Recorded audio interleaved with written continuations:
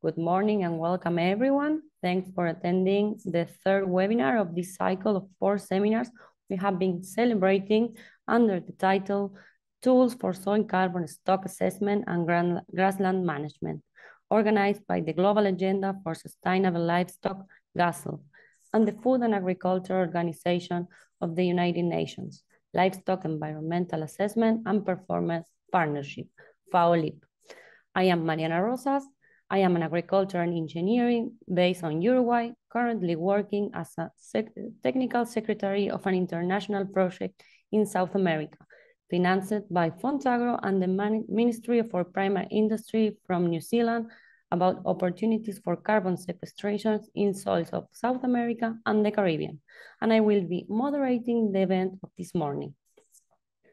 We are going to start with the third seminar called Organic Carbon in Livestock Systems in South America, Tools for Soil Carbon Stock Assessment, Greenhouse Gas Emissions, and the Changes Due to Management, today sharing the situation of Brazil.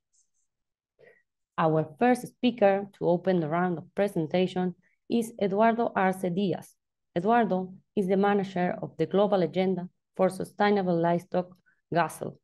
He has a PhD in Kansas State Livestock Policy Officer at Food and Agriculture Organization, FAO, at the Animal Production and Health Division, NSA. Good morning and welcome, Eduardo. Many thanks, Mariana. Welcome, everybody. Thank you for joining us today. As the manager of GASL, I will try to give you a short brief on the Global Agenda for Sustainable Livestock, which is the partnership that is planning these webinars along with several other partners. Let me explain you briefly. My thanks to Mark Freeman, who is our focal point in USDA FAS, because thanks to him, we've been able to implement this program of webinars.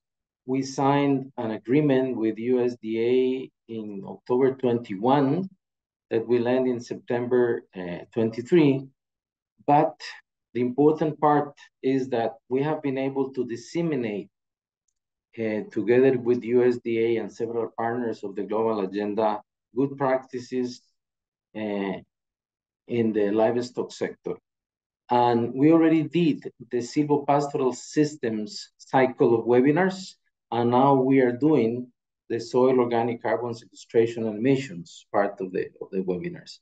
I want to thank my colleagues in FAO-LIP, especially Shang Yu, who is here with us today. Thank you for accepting to collaborate with us. And to Regina Pravia from INIA, Uruguay, who kindly accepted to organize these webinars. Thank you, Armando Rivera, also from FAO-GLIM, and the many contributors and friends we have in Brazil. Thank you, Mariana, for helping us today with this. I would like to tell you a little bit about the origin of the Global Agenda for Sustainable Livestock. It is a multi-stakeholder partnership, which means that we have partners from all the sectors of society that are interested in livestock sustainability. And the origin came from a series of publications that we had at the end of the 90s and beginning of the 2000s. In these years, as you can see on the screen, there were several research projects that ended up in reports that were very important to show that there was a need for policy action in terms of sustainable livestock actions. And since then, in 2010, the Committee on Agriculture, which is a body of the FAO, of the Food and Agriculture Organization, and with more than 150 partners, they decided to begin this initiative, giving the responsibility to FAO to convene and to organize this multi-stakeholder partnership. in 2011, the partnership started, and since then we have had several global meetings, 12 to be exact, from the first one in Brazil in 2011, maybe some of you know about this, until the last one that we had last year in Dublin in 2022. So there has been a series of global meetings that have discussed very important issues of the sustainability in the livestock sector. These important initiatives were endorsed in 2016 by the Committee on Agriculture. So the Committee on Agriculture, which is this important body of member states in FAO, endorsed the work of the global agenda and the multi-stakeholder approach and the governance in a formal way in 2016. Then from 2016 to 2018, we implemented the first approved action plan, and we have been in action since then every year or almost every year, and also approving and implementing other action plans. For example, the 2019 to 2021 and the current one that is from 2022 to 2024. What is GASL in brief? GASL is about principles, because if we would like to address sensitive aspects of livestock sustainability, we need to have principles. And the main part of GASL is that we want everybody to come and discuss in the same table. So inclusiveness, respect for others' opinions, decisions by consensus, fostering involvement and empowerment of those that are working hard for livestock sustainability to happen, for those who want change, for those who have evidence, good practices and policies. And GASL principles cover both global, regional, and local development of the livestock sector. So GASL is free. I mean, anyone can join, anyone can leave, but the important thing is that we all agree that we would like to pursue goals and objectives in the livestock sector so that the livestock sector can be more sustainable anywhere in the world where we are. GASL has 128 members that we call partners. These are formal members that have signed a document that we call the consensus document. And as you can see, we have a good distribution of the members around the world. At country level, we have 85 partners. It means that it could be governments, it could be NGOs, it could be any sort of organization that would like to join GASL, but operates at a national level. So 85 at country level, 14 at regional level. You can see in Europe, America, Africa, East Africa, Western Central Africa, North Africa, and South Asia. These are regional partners. And finally, we have 29 global partners, which cover the whole globe in their scope. We also have 7 clusters, which means we have 7 groups of representatives of the different sectors of society that come to GASL to discuss and to show their interest in solutions for sustainability in the livestock sector. For example, from the public sector, we have 20. From the private sector, we have 24. From academia and research, 29. Donors, 9. NGOs, 33. Social movements, 6. And intergovernmental organizations, we have 7. In 2020, GASL developed a theory of change to fine-tune the actions that are needed in the sustainability of the livestock sector in 3 different spheres. These spheres are the ones that show how we can influence our peers, partners, politicians, or even policymakers, which is the best word that we need to use. And the sphere of control is what we can do at the GASL level dialogue, evidence, practice, and policy change. The sphere of influence is accelerate sustainable practice and policy effectiveness. And finally, the sphere of interest is where we would like to end with sustainable livestock options in sustainable food systems. In Latin America and the Caribbean, we have partners in Argentina, in Brazil, in Colombia, in Costa Rica, in Cuba, in República Dominicana, in Ecuador, in El Salvador, in Mexico, in Panama, in Paraguay, and Uruguay.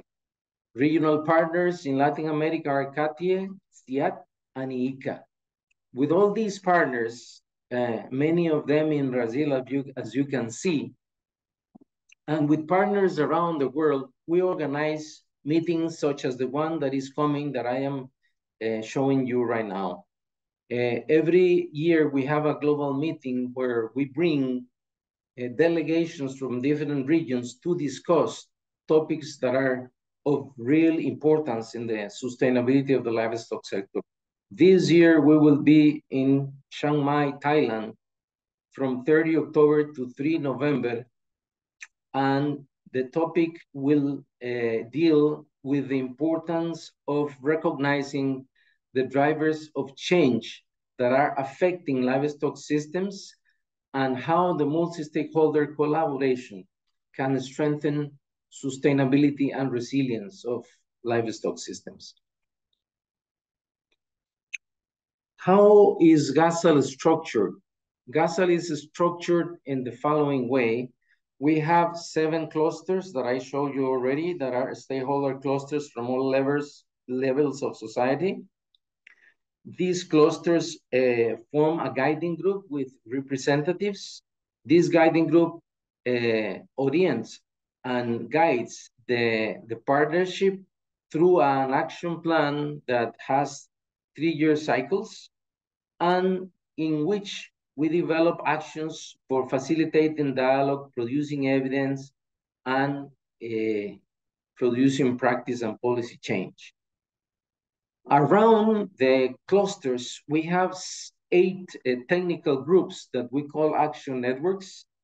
These blue satellites that you can see around, and they address diverse topics related to livestock sustainability. For example, the value of grasslands, the importance of livestock for social development, LIP, which is the one that is presenting today their work, and LAMP, which is antimicrobial resistance, animal welfare, dairy, silvopastoral systems with great importance in South America, and then how can we use better the natural resources in closing the deficiency gap. With this structure, GASAL addresses the Sustainable Development Goals. In 2016, GASAL adopted the Sustainable Development Goals as the main framework of reference for all its actions, and they identified, our partners have identified around 9 SDGs which have direct ties to the livestock sector. And these are the ones that you see on the screen: no poverty, zero hunger, good health and well-being, gender equality, decent work and economic growth, responsible consumption and production, climate action, life on land, partnerships, and the goals. So this is the main framework of reference for GASAL. The other framework is what we call the 4 sustainability domains. These were adopted in 2018 after GASAL attended the Forum for Food and Agriculture in Berlin, and FAO suggested these 4 sustainability domains as another important frame of reference so that we can focus better what we do. So we recognize that sustainability of the livestock has to do with food and nutrition security, with livelihoods and economic growth, with animal health and animal welfare, and with climate and natural resources. In general, the GASAL approach has to do with highlighting that animal protein is important for food security, that animal health and animal welfare are important for sustainable production, that livestock can be important for sustainable ecosystems, and that livestock can enhance sustainable livelihoods and economic growth. So with these four approaches, very related to the four sustainability domains, is that GASL establishes its work plans every 3 years. Just to finish, I like to refer you to our website, where in the tag of resources, you could find the publications and the main communication documents that GASL puts free at the service of the public, and also tell you that the same as USDA, we have other very important donors that are supporting the work of GASL. These are the government of Switzerland, the Bill and Melinda Gates Foundation, the Ministry of Foreign Economic Affairs of the Netherlands, the Global Dairy Platform, the Department of Agriculture, Food and the Marine from Ireland, and CNE, which is the Confédération Nationale de l'Élevage in France.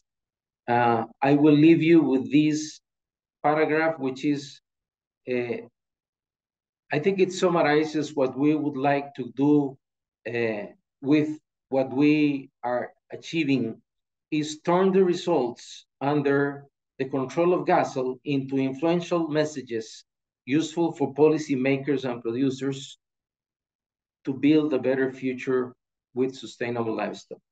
Obrigado. Thank you very much for your attention, and I hope you have a very good and useful webinar. And if you need to contact us, here are some of the emails that you can try. Mine is here, number 4. If you are interested in learning more about GASL, please write to us or visit our website. Thank you. Mariana, back to you.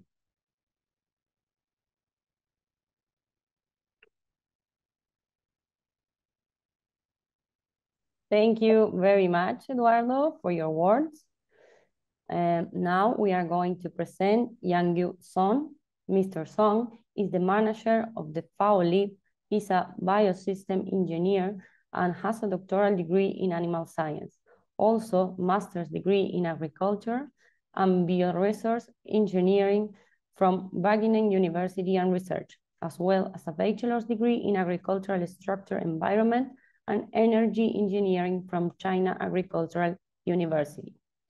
His area of expertise includes technology and automation in farming, animal welfare, and farm sustainability assessment, project management, and coordination of international conferences.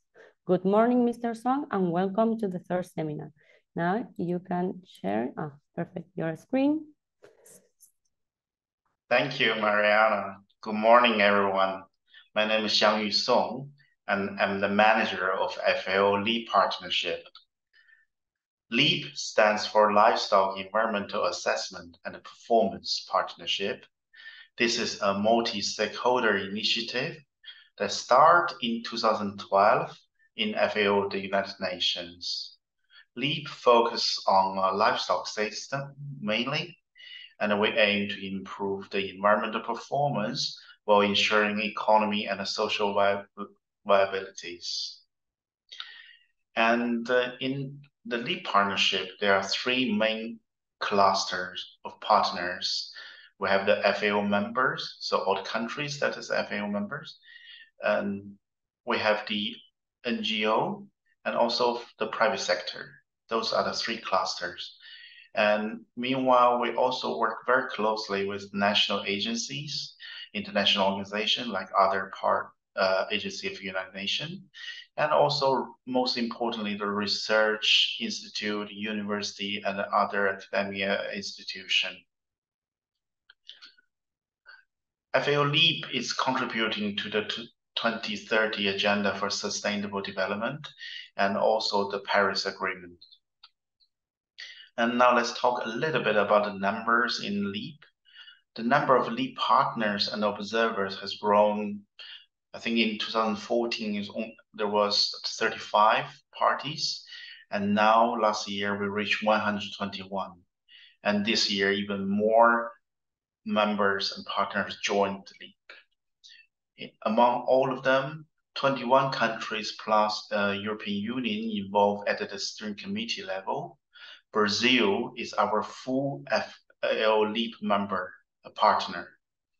And we also have 10 private sectors. For example, we have the International Dairy Federation, International Poultry Council, Meat Secretariat, and then NGOs like WWF.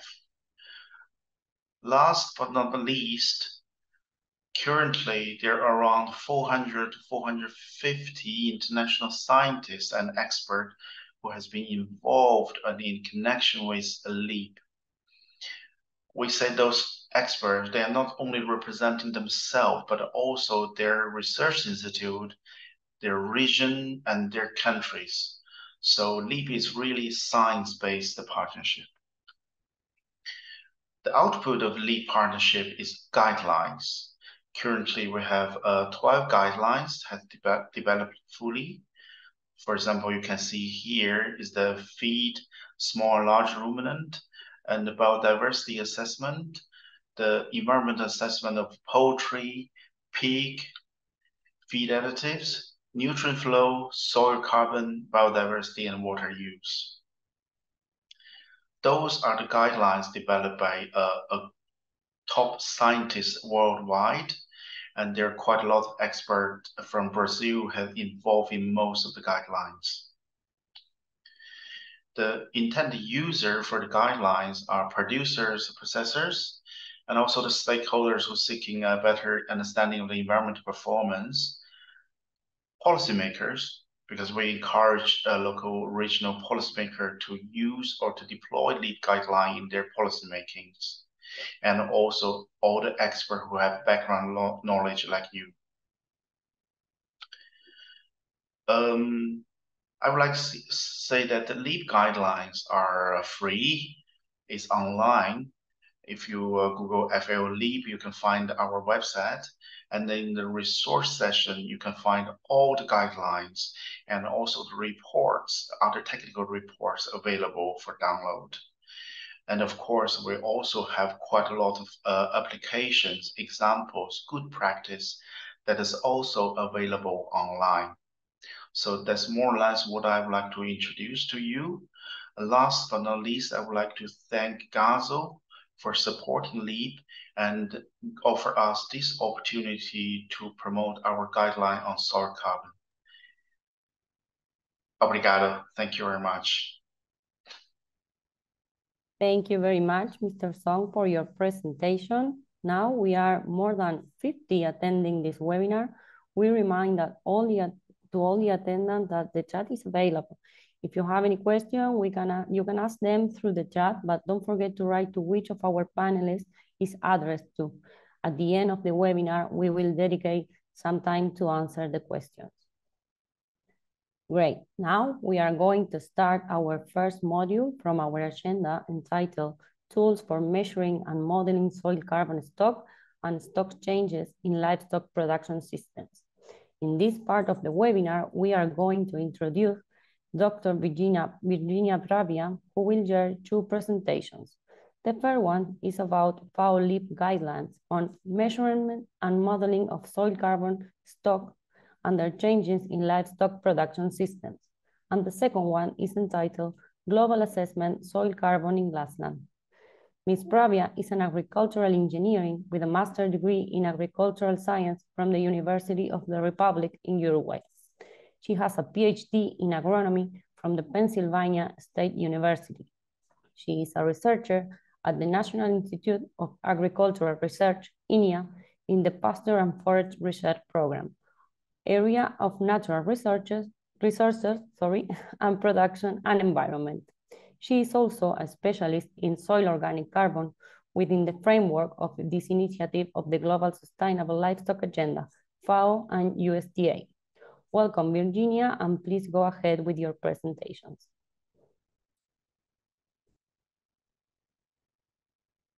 You are mute, Virginia.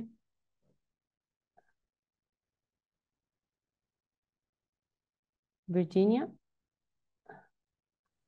Hello, good morning. Nice. I will start by sharing my screen. I was saying, but something wouldn't go there. Let's go there. And my in presentation mode. No, can be there. Okay. Good morning, everybody. It's great to be at this seminar today in Brazil, following our webinar series for Latin America. I'm going to focus on the tools for soil carbon stocks assessment and its changes on the grassland management in Brazil. First, we're going to talk about the LEAP guidelines on measuring and modeling soil carbon stocks and stock changes in livestock production systems. These guidelines, as Xiangyu was showing you in his presentations, are available in the link that you can see in the screen right now. The main objective is to provide guidance and knowledge on measuring and modeling soil carbon stocks and stock changes in livestock production systems. The focus of these guidelines is on measuring and monitoring soil organic carbon change stocks and the responses, how it changes with the responses to management practices in grasslands and rangelands. It's a set of methods and approaches that are recommended to be used by individual farmers, by land management, or by those who would like to undergo life cycle assessment studies. Also for those who would like to look at local policy regulations or markets. And then it can be used at the regional or national scales. So just a brief context on my presentation, a little bit of background first, then the determination of soil organic carbon stocks, then how we would undergo monitoring these soil carbon stock changes, how we manage the data and reporting, to then move on to modeling and spatial interpretation, and then we're going to go with the second presentation. So why are we so interested in soil carbon now in the livestock systems? Well, the livestock sector has the potential to reduce its greenhouse gas emissions through carbon sequestration in organic matter from grassland and rangeland soils. So far, maybe the focus has been on the emissions, but then there's a potential to counterbalance at some extent these emissions, but soil organic matter that is storing carbon in the soil. The soil carbon stocks consist of two pools, let's say, the organic pool that is in the soil organic matter. It's a component of the soil organic matter. Then we can have inorganic carbon, that is usually carbonates and bicarbonates that are part of the pedogenic minerals that are in the soil. And then when we look at carbon sequestration, it's in terms of what we can actually do with our management practices. We look at soil organic carbon, where we can find an increase. So the sequestration implies a change in the stock. They can actually be measured directly, or can be modeled, or can be estimated when we look at the balances of the carbon fluxes in the system. So why are grasslands important in global terms? Well, the grasslands and rangelands cover about 68% of the total agricultural area, with an estimated associated soil organic carbon stocks of 245 gigatons. So they are important. These carbon stocks are really important for the global carbon cycling. If we modified the fluxes to the soil or from the soil to the atmosphere in these systems, we can have an impact in the atmosphere carbon dioxide content and then on climate regulation. So what are the major anthropogenic interventions that have the potential to affect the soil organic carbon dynamics in our grasslands, where practices as the grazing intensity, as the fertilization, as the cutting frequency, reseeding, or even the species we select to promote in our grasslands can have an effect. If we do a very intensive grazing, perhaps we don't let enough material to come into the soil as soil organic matter inputs, and then we can have less soil organic carbon stored. On the other hand, if we manage a proper intensity for grazing, then we can actually be promoting soil organic carbon retention by adding more inputs. The same with fertilization. If we, with fertilization, we can improve soil organic matter, net primary productivity of the pasture, then we can be adding more inputs and so on. With the reseeding and with the species selection is the same. We can promote more plant growth and then more carbon inputs, or we can do the contrary. So as we see, there are many practices affect soil organic carbon, but also it's not only about the practices that we do, but the soil organic carbon stocks also result from complex interaction among multiple variables.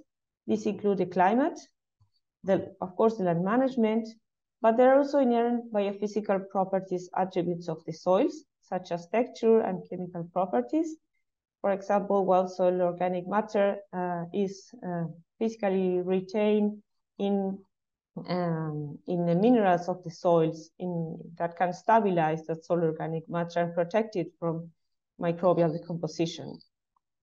So texture plays a key role in terms of how much carbon we can store and how we can actually retain it in a protected way. Then the long term, as we see this, there are many interactions. These interactions happen every day in very little. The effects can be added up in the long term. So we have to look at soil carbon in the long term. We wouldn't, if we go, perhaps we would put a management practice and we go there the next year and try to measure, maybe we don't see a real effect because there are so many effects that are working together that is really hard to find that difference unless we look at it in the long run, because changes can be relatively small compared to the total stock of soil carbon. So the long-term experiments are very important to accomplish this. To have an idea, we usually take 20 years as IPCC for a time frame comparison in a valid way that we can see that soil carbon has really changed. So these changes, as we're saying, in land management can significantly affect soil organic carbon stocks, but also not the change that we put together in the land today in the land can also depend on the previous management that we were doing. Because if we, for example, we were already returning enough biomass to have enough carbon inputs to retain soil carbon, and then we add even more, that doesn't necessarily mean that we are going to increase our soil organic carbon stocks. If we were previously incorporating very little, then we're going to have a change. So the management we do today, the response, it also depends on the land use and management we had before. Then to really measure these changes, we usually look at the top 30 centimeters of soil. That's where most of the roots can be found, and that's where the effects are measured in practical terms. That does not mean we cannot find changes below that we can, but as we were saying, the time frame that we need to consider is going to be really long to detect those changes. Sorry, and then I didn't mention that, well, when we do these changes in the management practice, it's likely that we find an effect. It's going to be slow, but it's going to take a few years. But then after 20 years or so, it is assumed that we reach an equilibrium or even saturation in some cases.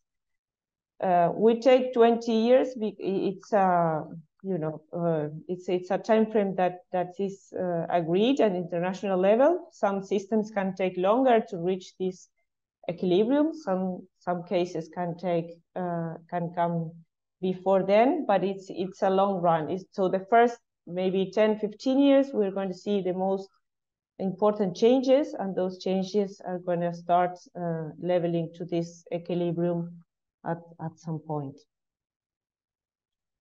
So we were saying why do we really need to measure these soil carbon stocks? Because we were saying that this balance will depend on the rates of carbon gain or carbon losses. So on the balance of the fluxes that we have, if we add more than what is being lost, then we're going to be sequestering carbon. But then if we add a lot, but we are also losing a lot of carbon for other practices that we take, then we may still have a negative balance. Also, we need to consider that there is a maximum amount of soil carbon that can be stored in the soils. We were mentioning that there are some physical and chemical properties that can lead to a maximum. We call it carbon saturation. Once we reach the maximum level of that, usually depends on the amount of clay, and perhaps in the case of Brazil, the iron oxide can play an important role as well in protecting soil organic carbon from decomposition. But then when we saturate these places of retention, then any additional carbon that we add can be degraded by microorganisms, and then it's not going to be retained. So we can have a great flux of carbon inputs, but does not necessarily mean that we're going to be able to retain all of that. Well, the other thing we need to keep in mind is that the knowledge about the soil organic carbon baseline and the changes under different land managements is still limited. We say it's very, very complex. There are many mechanisms working at the same time. And so when we would like to compare different situations, we need to look at a baseline that can be actually estimated by physical sampling or modeled with assumed values. So we can compare and see if we are actually changing our stocks due to management. So in particular, when we want to follow through the time, we need a physical sampling required to quantify this baseline. So how do we do these determinations? How do we get these samplings in a correct manner? Well, the guidelines recommends that we shall take at least 30 centimeters of soil depth, because that's where maybe we have most of the carbon stock that is going to respond to our management in the next years. We need to have our samples georeferenced so that we can go later in time and take a new sample throughout the years and see how it changes. And of course, we need to report the error and uncertainties that we have. As we were saying, there's a lot of variability. There's also spatial variability as well. So we need to have a good plan for this assessment and report these uncertainties. So sometimes if the uncertainty is actually very close to the change that we're looking at, then we cannot really say there's been a change in these carbon stocks.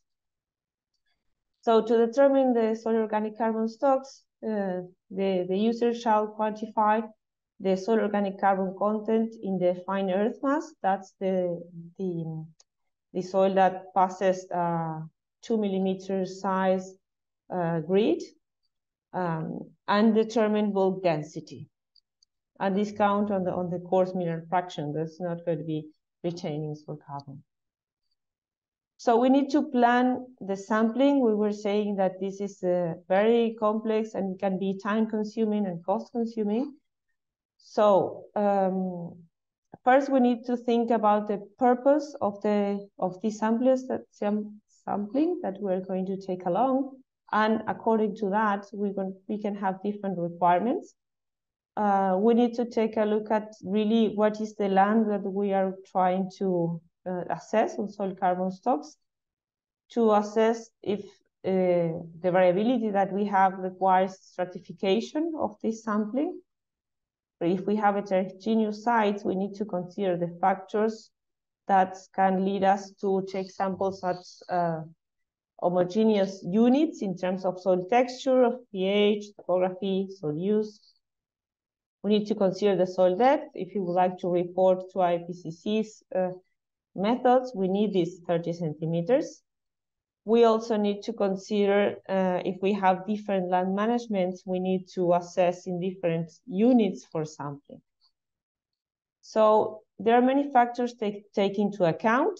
And if we can refer to the guidelines, you can see there's a decision tree that can help you and guide you through that, where to start and how to really do a good planning of the sampling. So the strategy can be stratified or non-stratified, as we were mentioned, according to the variability that you have or the information that you have. Sometimes you might not have any prior information to know about land management, and so you have to assume everything was homogeneous unless any obvious changes appear.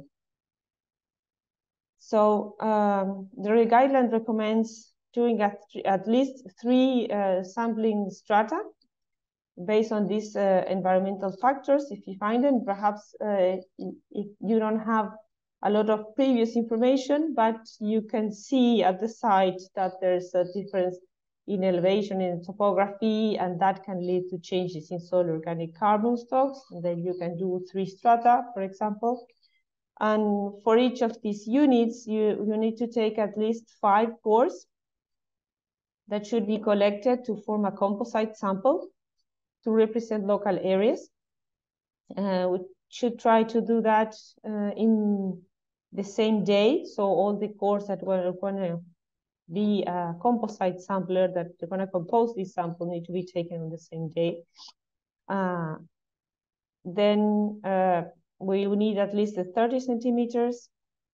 And of course, all the operating procedures need to be according and consistent, in particular if you're going to work throughout the years at the same time. And so you try to reduce the variability that can originate from, the field side of the determination with all these criteria.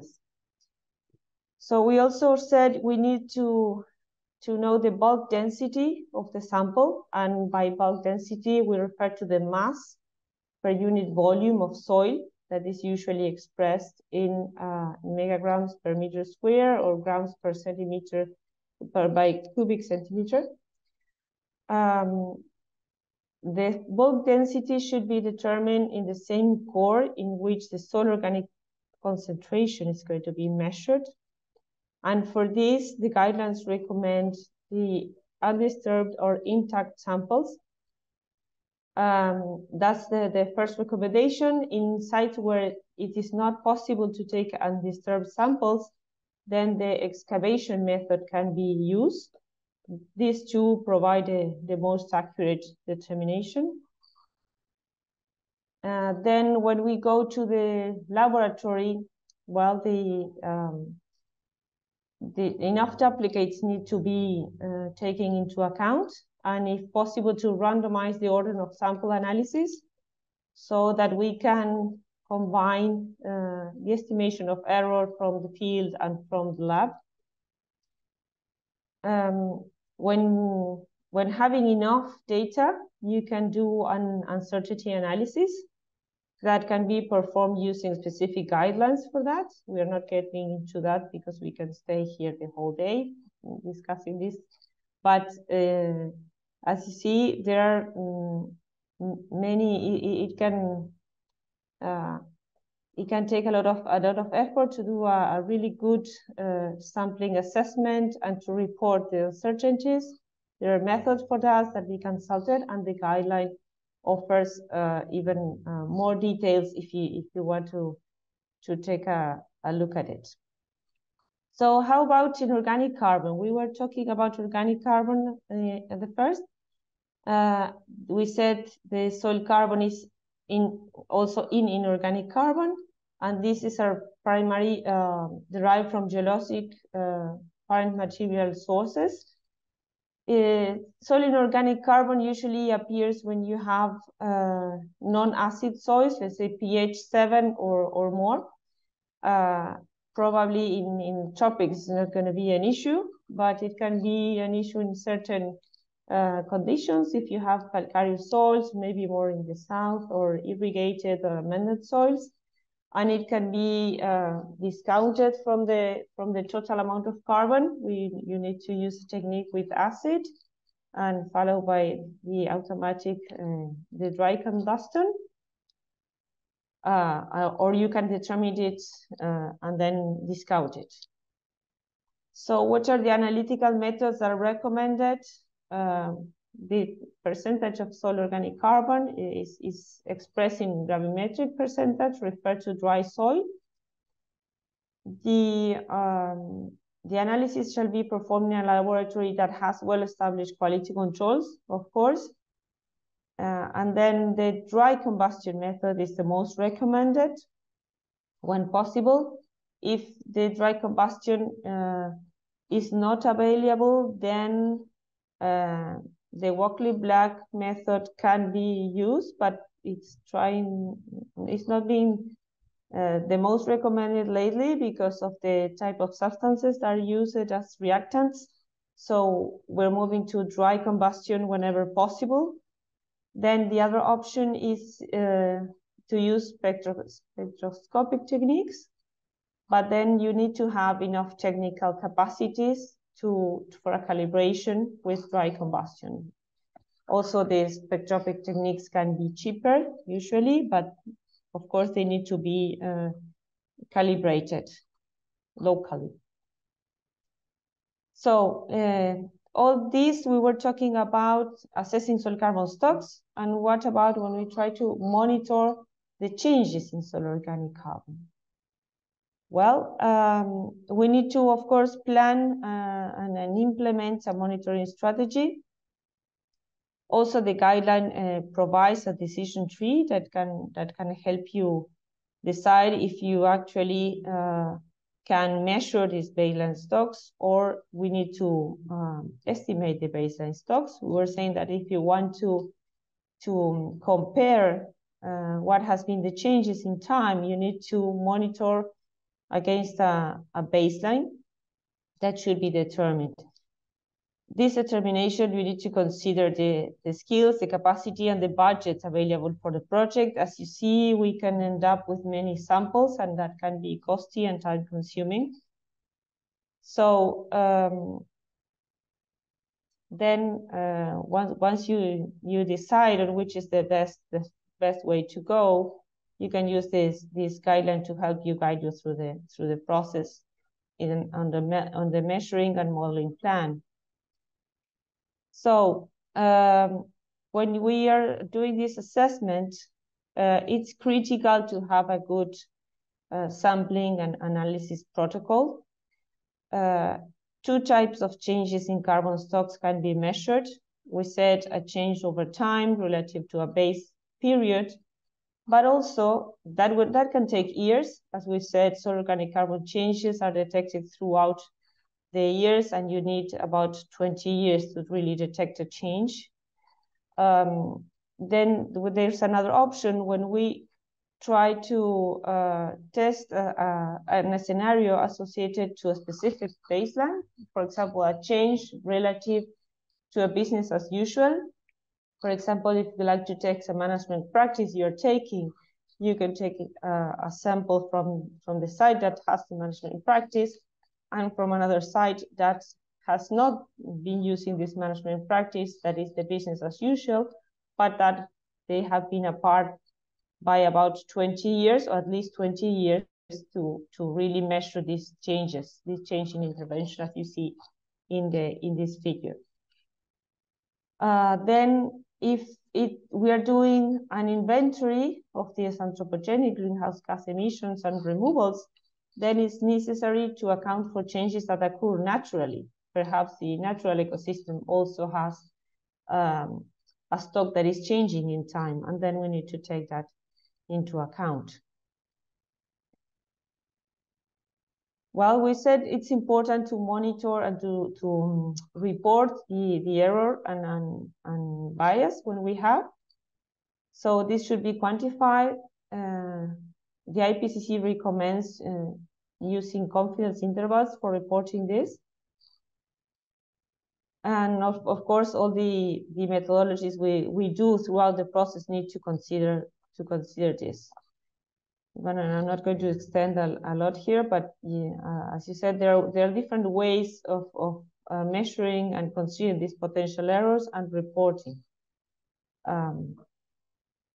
So what is the sampling frequency? We said the changes should occur slowly in time. We need to take samples typically about 4 to 5 years apart when we look at a time frame. This samplings should always take into account the minimum detectable difference that we need to take, and therefore we can calculate the corresponding number of required samples. If possible, one technique is to do first a first assessment with fewer samples and to see what is the variability we find in the place, and according to that we can calculate the minimum number of samples to reduce this variability as to be able to detect the changes that are expected.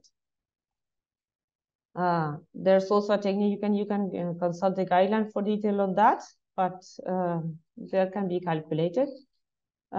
Then for the time frame, the campaign shouldn't take more than 60 days within the same season, and we should try to have everything about have a mid time that is 30 days before or after this mid time when we compare to the next sampling round.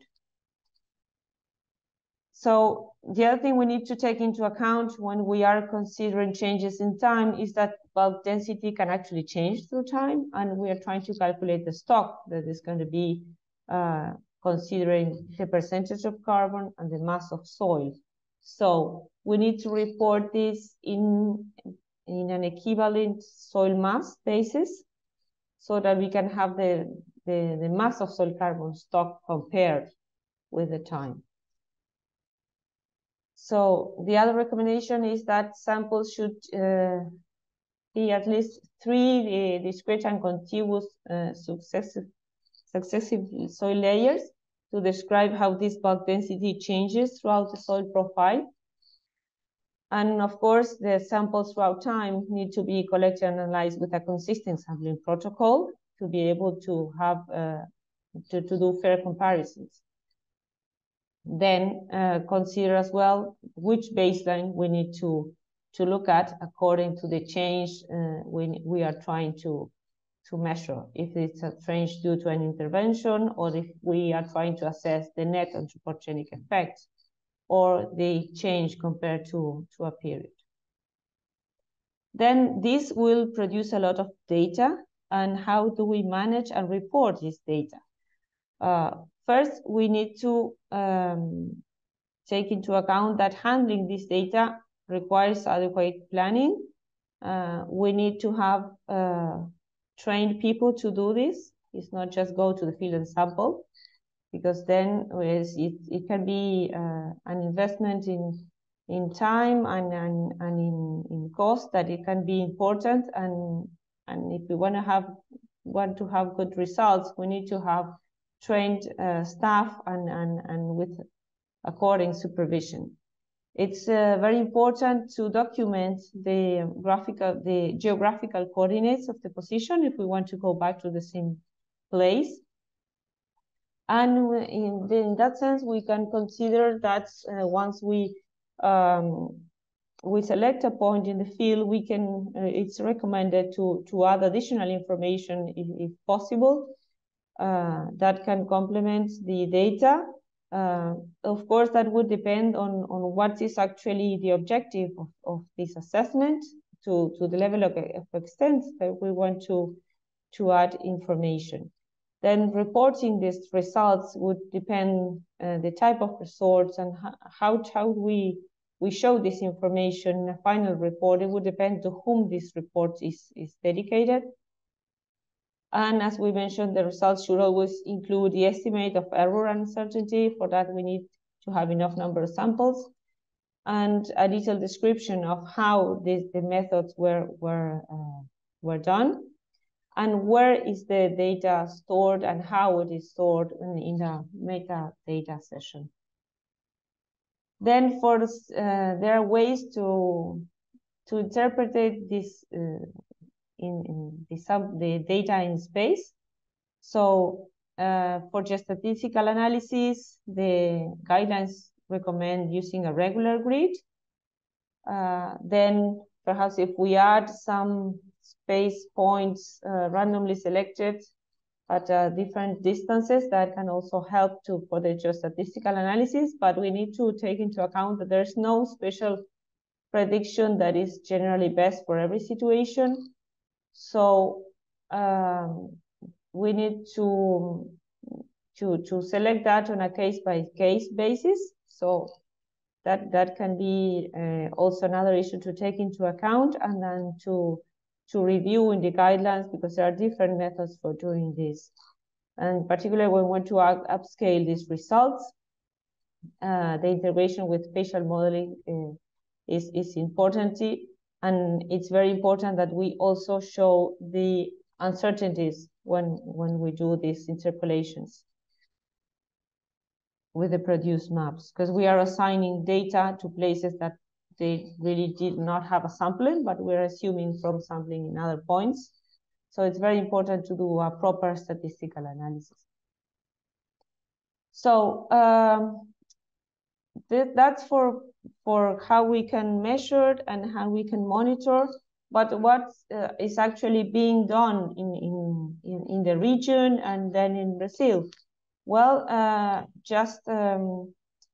I'd like to comment that we have this regional project where, well, Mariana is the technical secretary, where we are working with different countries in Latin America that we are representing the different landscapes that we have, the different production systems that we have.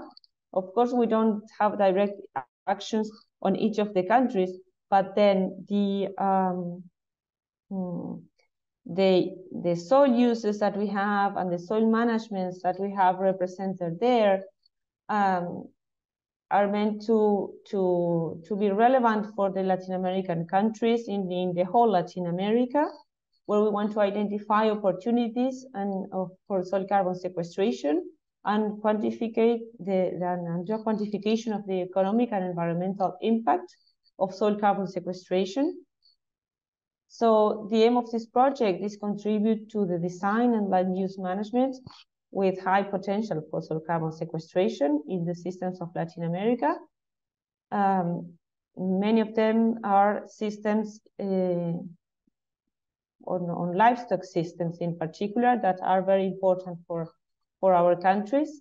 So the objectives are to assist the Latin American countries to report and monitor their carbon stocks, to identify these opportunities for soil carbon sequestration and mitigation of greenhouse gas emissions, and to build capacity in our countries. This is a project that is financed by Fontagro, by the Ministry of Primary Industries from New Zealand, and supported by the Global Research Alliance. We have there the countries that are directly participating, but as I said, the land uses and land management that we are working on and taking actual samples are relevant for all our countries, as we have actions at different latitudes of the continent and in different systems and climates. In particular, when we were working on how to build this project, we did a stock taking for different long-term experiments in Latin America that can have actually relevant uses for us that might not always be part of the, let's say, the international the international factors that you can see for other countries, but are relevant for ours. So, when doing this stock take, we see there are several long-term experiments in Brazil, and fortunately, we have some of our colleagues from Brazil that are going to be sharing with us some of the results. As we see, for example, when we're looking at tropical grasslands and the changes in soil carbon use, in soil use and management, when we have these tropical pastures growing, it's so changes in soil carbon stocks that are relevant for Latin American, for all Latin American countries, for example, that have this condition. So with that, we're going to see concrete examples from our local panels in Brazil, and we move about to talk about modeling soil carbon changes. So what does the guidelines say about how to work with model? When and why shall we use models? We have been talking about how to measure the stocks, but then what can we do when we do not have soil organic carbon being measured? Maybe perhaps we didn't have it measured before we started, and we want to work now, or perhaps we want to see what would happen if we do some certain change, and how would that impact our system. Well, there are different types of models. The guidelines separate 3 levels. First, the empirical models, then the soil models, and then the ecosystem models. And how do we decide on which one to choose? Well, it would depend the purpose and the spatial scale of the study we're looking at. If we want to estimate the soil carbon change for a region, it's not the same as if we're going to study one specific point in space. Then we need to have enough data to run the model, because a model is a simplification of the reality. It's a lot of equations that try to quantify these different processes that we see, and how the soil carbon stocks change due to these management practices. But for that, we need to add quality information in if we want to have good quality results. So the complexity of the model should be aligned to the context, but usually the simplest and locally validated is preferred. For this, really the long-term experiments are very, very valuable, where we can have this internal calibration of the different parameters specific for the region, and that we can call either model factors or parameters depending on the level of model we're looking at. So perhaps we want to use an ecosystem model that is very good but also very complex. But if we do not have local factors for that model, it might be better to just use an empirical model that has been actually validated at the site. So for what are the differences between these type of models? Well, the empirical models are estimated using observed relationships between soil carbon and soil carbon stock changes on a defined environment, or environment and management variables. they provide a first indication to predict the magnitude of or the direction of these carbon stock changes, and should be used when there is access to databases that have been determined for this type of system of interest. If we don't have like specific data from the place, we can look, for example, at the IPCC. In 2006, there are some guidelines that show, for example, according to where we are in climatic zones, or if we are in what type of soil classes we have a different estimated amount of soil carbon that you can actually have. But then if you do not have a region-specific factor, that can lead to uncertainties. Of course, if you have locally determined values, it's going to be better. Then there are factors that are calculated for different management practices. For example, if you see this chart here, improved grassland, for example, should be 15% greater soil carbon stocks than when the management is not improved. And this are measurements that have been taken in different places. And if we do have our own factors for our region, then we can approximate this better. Then we have the so-called soil models that are actually soil-centered, that simulate the dynamics through time, considering the effects of climatic and soil factors together with land use and management variables. So there are process models, like, for example, the ROTC is a type 2 model that simulates the process in the soils. And we should use this when we have enough data to provide, such as, for example, what are the carbon inputs that then the model can calculate how much of that is retained. And also we want to see how these environmental parameters may affect. But of course, then we would need more data for input to this model. And you have this chart, table 2, that shows, for example, if you run a model that runs on a monthly step, you're going to need monthly precipitation for the site. You need to know other climatic variables as their temperature, evaporation, and some soil parameters that are going to define how much of that carbon is retained, like, for example, the amount of clay, the percentage of clay, the bulk density. You always need to assume an initial soil carbon stocks, and then the effect of management variables. When we move to level 3, to ecosystem models, is actually process-oriented models that are dynamics, that should be locally calibrated, because they integrate the effects of several variables of climate, soil, and use, and also management, that have direct or indirect impact of soil organic carbon dynamics. Some examples are the DNDC, the Century model, and several that you can see in the screen. And we shall be using this when the objective is to integrate the feedbacks from multiple soil, plant, and atmospheric processes in soil carbon dynamics. For example, if you want to study how climate change will affect our carbon stocks, then we need to be able to add these variables, and these models are very good for this. But of course, we need to have, as we say, more information to be able to use them.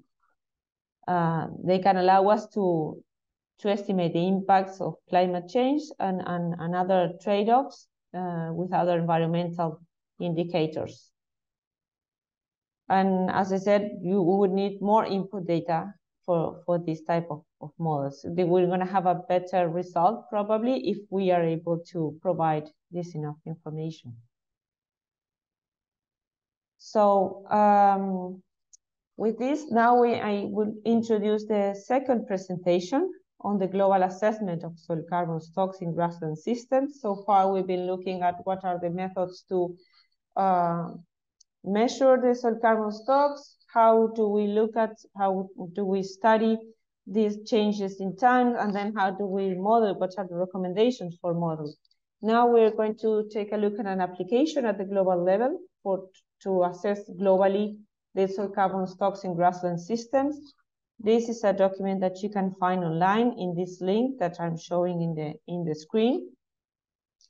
So the aim of the study was to illustrate the state of the soil carbon stocks in grassland systems and their potential to sequester soil carbon, to assess the baseline of soil carbon stocks of grasslands to the year 2010, so that we can take a look at the changes over that time, to assess the soil carbon input levels needed to maintain these current soil carbon stocks and determine if such carbon inputs is actually available under the current conditions, and also obtain a first estimate of soil organic carbon potential of grasslands if we were to implement management practices that are known to improve soil carbon sequestration worldwide. So this assessment takes the LEAP guidelines we just showed. They use different levels of models. First, empirical models to select to explore the global potential of grassland systems to sequester carbon. And then the soil type of models, actually the ROTC model was selected since it's one of the most used to estimate this baseline of soil carbon stock in grasslands and provide these global reference conditions for year 2010. 4 types of vegetations were considered: croplands, improved grasslands, and unimproved grasslands, and forests. This model ROTC uses a pool type approach where you have different pools of soil organic matter. So you have the inputs from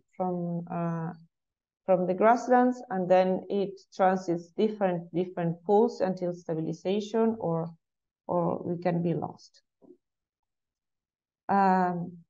We were saying this is a global assessment. So we were also saying before that you need to have enough inputs if we are going to use a complex model. Then we were also saying that you need to have a good interpolation when we need to use some soil carbon stocks in points where you do not have the data measured. So when we use global databases, we are taking some of these databases that use some simplifications to actually assign data worldwide. So there are several sources that are also listed in the guidelines. In this case, for soils, they use the Harmonized World Soil Database that provides data up to 1 meter of resolution for the dominant soil type. So as we said, this approach, it's a broad approach that's going to give us a general result. The same for the climate. We have monthly precipitation used from one of the global databases. Then for all the same for the land cover, and for the carbon inputs, they were estimated by the IPCC methodology. The above ground dry matter per hectare and the carbon inputs from animal excreta were estimated with the green model that Armando is going to present later. So then the pastures, the grasslands were classified in improved and unimproved systems, as we said, using this map of the world of distribution that was already available, which classified these different types of grasslands throughout the world. In the case of Brazil, you see there's improved and unimproved all together, assumed in this map.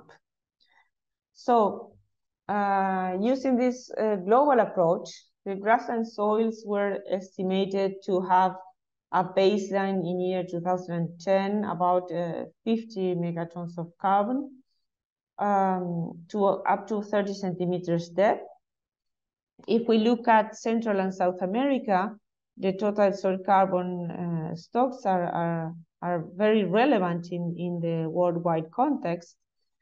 Then when we look at pastures improved or unimproved, the unimproved grasslands usually have higher amount of soil carbon stores.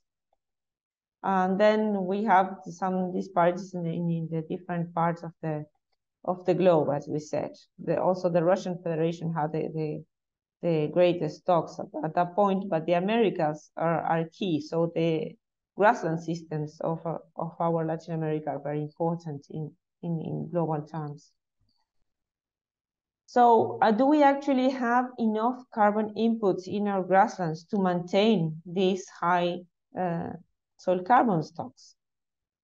Well, the model, there's the estimation with the model showed how many inputs are usually required, and you see that in the map it is shown that you have different amounts of soil organic carbon inputs needed to maintain the actual stocks that would vary in different parts of the world. Let's say, for example, you see the Patagonia here requires relatively low carbon inputs to sustain these soil carbon stocks. Perhaps if you are in an arid condition, there's not that much decomposition. But then when we look at the tropics, the temperature also and the humidity also, the moisture also incentives the soil organic carbon decomposition. So you need more inputs to actually retain the stocks you have. So you see these disparities in worldwide in all the different either improved or unimproved grasslands. So when we look at the balance for carbon in improved and unimproved grasslands, we see that there are some parts of the world that are having, in theory at least, a positive balance, that are the ones in green, and negative balance, the ones in red. But above all, when we look at what is the global rate, there are some compensations, and you see that there's a positive carbon balance estimated for grasslands, for the carbon stocks.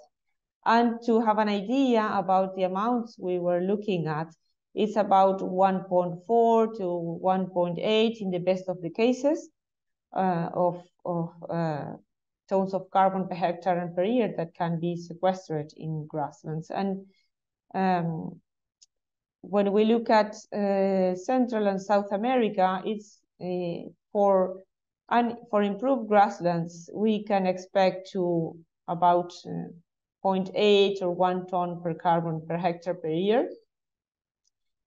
And improved grasslands can have greater possibilities of sequestration in these terms.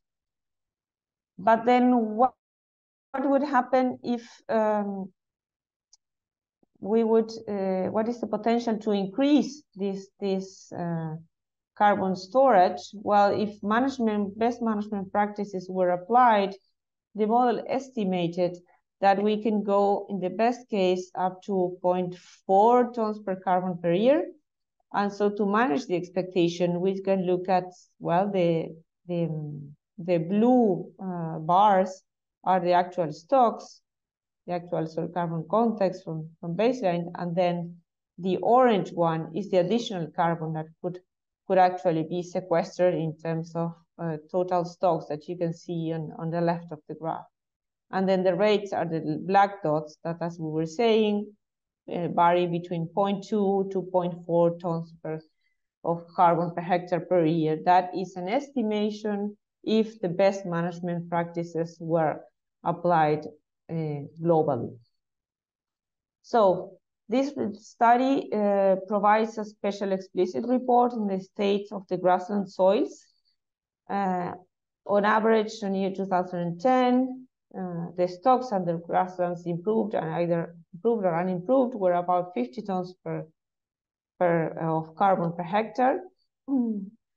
Almost about double the amount of carbon inputs is needed to maintain current level in improved grasslands compared to unimproved, according to this model.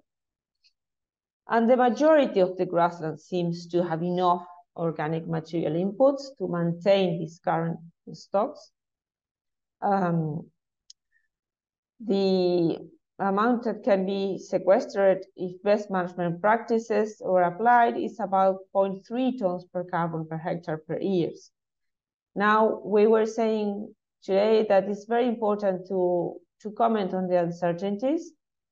So the first thing is that this result is very good because it finally shows at once that globally our grasslands can be a solution and not always a problem on emissions. This solution can go in hand with soil carbon sequestration in the soils due to enough carbon inputs. We need to take into account that there are limitations, that this is a global study, as we said, with a global resolution. And then when we try to look at a specific place, we may find some uncertainties that we have to deal with. For example, to start, this global definition of the improved and unimproved grassland is a general classification. And if you go to a specific spot, you may find some differences to the place you're really looking. The same for the variability in carbon inputs. The plant residues and animal excreta can vary according to management, so it depends on the specific place that we are. There can be some uncertainties in the model parameters. This model doesn't consider soil carbon saturation, so we are assuming that we are more inputs and they're going to be sequestered. But then, if we reach that level, then that's going to be our top. And so this global assessment considers soil carbon stocks. Of course, for a full system budget, it is very important, it's imperative to include estimates on the emissions. And that's going to be our next speaker comments, presentation. So with that, I would like to thank you for your attention, and then I'll be open to questions later. Thank you very much, Virginia. I think we have a few comments on the chat, and you have a question. Maybe you want to answer at the end of the webinar? Okay, good. Perfect. Thank you very much. Now we would like to introduce Armando Rivera. He is representing the Global Livestock Environmental Assessment Model Team, FAO. Armando has a bachelor's degree in agriculture and a master's degree in spatial information science from the University of Melbourne, with over 5 years of experience in data analysis and geographic information system software development. He worked at the Food and Agriculture Organization of the United Nations, developing models and tools for estimating greenhouse emissions in the livestock sector, based on the Global Livestock Environmental Assessment Models, GLIM. We invite Armando Rivera from GLIM to make the last presentation of this blog. Armando? Hello, everyone. Can you hear me? Yes, perfect. Perfect. Let me share my screen. Can you see it? Yes. Perfect. Okay. Thank you so much. Thank you for the presentation and for the introduction. My name is Armando Rivera. I have been working together with FAO in the development of these new tools for the GLIM model. The GLIM model is the Global Livestock Environmental Assessment Model. So it's a tool, or it's a model that helps us to estimate greenhouse emissions just in the livestock area. It's important to mention that we are working with several countries and we are adapting and continually implementing new tools that can be that can make really easy for different projects or different countries or even farmers to estimate their greenhouse emissions. And I'm going to explain a little bit what it's about and what is our history with this model.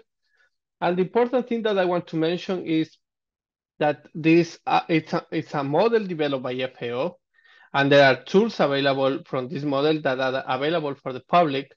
So in the future, if you want to estimate greenhouse emissions directly on a project or in the livestock sector, we have all the opportunity to share our tools. So the first thing that I want to explain is what is the GLIM model.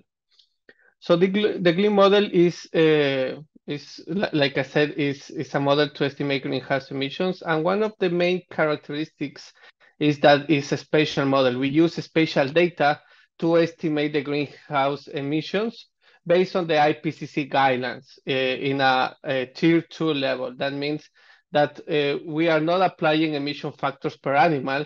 We are actually applying emission factors per activity. That means we can estimate the greenhouse emissions associated to the manure management, for example, or to the weight of the animals, or to the energy and the feed components that the animals are taking. And I will give you an example of how we do it, but it's important to know that one of the main areas or the main components of our model is the GLW component that is the gray livestock of the world. So this model is making a distribution of the animals all over the world, and we use this component in our model to estimate the distribution of the greenhouse emissions. It's important to clarify that according to the IPCC guidelines, the different models or the emissions can change according to the location of the animals. So in our background, we have actually what are the climate zones in the world, what is the temperature of the world, some emission factors according to distribution or the location of the animals. And we use all these spatial layers in order to quantify what is the greenhouse emissions in a specific location. It's important to know that we want to simplify this for the farmers or for the producer, for any project, for any user, to calculate emissions with really easy collected variables like the weight of the animals, like the fertility rate, like the mortality of the animals. So we really want to reduce all the complex IPCC guidelines into a really detailed and easy way to use and calculate emissions. So what are the other characteristics? Where we have over more than 100 million registers or data that we collect over the last 10 years. This data we collect in more than 200 countries. So it's important that because if there is a specific project that wants to estimate greenhouse emissions, for example, in Brazil, we already have some source of data from this specific for the specific country. That means we can fill gaps of data that this project cannot collect. So, for example, if somebody has a specific, let's say, feed component that they want to introduce in the feed of the animals, in the diet of the animals, we already have some nutritional components in our database to know exactly what is the possible digestibility of that component that someone wants to introduce. But the best, like it was mentioned in the previous presentation, the best way to calculate or estimate greenhouse emissions is by collecting a specific data in the specific area where they want to make the analysis. I want to say that most of our data set is from sources, from official sources. That means from census, statistical offices inside the country, from the ministries, or paper reviews, So we are really linked to the research area and to different labs in the world in order to collect and process all these data sets. So how it works a little bit. So when a specific country wants to create or estimate greenhouse emissions, the first step is to classify the animals according to the productive system. We define global productive system based on grassland or mix in intensive or extensive areas, but when we start a new project or when we give some uh, let's say some help to a specific country, we help to this country to really classify and to build these productive systems inside the country. And after that, they define the production systems. That means, for example, in the north area of Brazil, because of the specific characteristics of weather, we have the animals just join in a specific area. So we define that as a specific production system. And they said it's going to be just cattle for meat production. And then in the south, we have a different complete management. So we classify this as a second group of animals and so on in the different regions of the country. With that, once that we classify that we create the production systems, we collect the data necessary for our calculations, which include fertility rate, mortalities, live weight of the animals, wool-to-car ratio, carcass weights, and so on. Feed components, what is the nutritional component, the nutritional characteristics of the diet of the animals in those specific countries. And as I mentioned before, we have in our database more than 200 items database for the diet, so for the components for the diet. That we can help to the countries to fill in case of gaps of this data set. So once that they collect all this data, we process this in our in our model, in our tools that are automatic processing with all the background spatial data, and with that we can construct all the emissions that the country has. And I want to be and I want to say that we are right now working in 6 species, which include buffalo, cattle, lambs, sheep, pigs, and chickens. But we are now in the analysis to implement another species, including camels, for example. Right now we are in the work because we have a lot of requests from different countries that we introduce new species into the analysis. So here, as you can see, a graphic is more or less what we are estimating as a model. Our estimations are not just direct emissions from the animals. We are focused on all the life cycle assessment of the calculations. That means what are the emissions that are produced previous that the feed components are going to the animals. For example, when they fertilize the crops, the pesticides that they are using in the feed components of the animals, the energy that they are using for producing those components, and so on. Before that means previous the introduction of these feed components in the farm. And then we know exactly from these feed items what are the type of emissions that they are producing, and these are methane and nitrous oxide and CO2. Once that all these components are inside the farm, we can estimate the emissions directly from the animals, which are methane and nitrous oxide from enteric fermentation and manure, and from the manure. And the next component is the post-farm calculation of emission. That is the CO2 that is produced for transportation, for formation of the meat into the final product, for the transportation of the milk in the case of dairy animals, and so on. So it's important to know that our estimations or our tools have emission factors for all these specific steps that we want to calculate.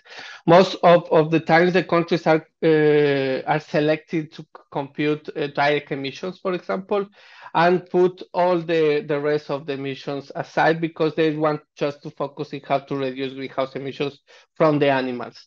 But in any case, we are always updating with new components. For example, now we are trying to put a component in the model, a module that is about water use and how to calculate the water that is used in the complete production. We can compute or estimate the production from the variables that we are collecting. We are making economical analysis to know exactly how much greenhouse emissions we are producing per, let's say, dollar that a currency that is actually invested in the productivity.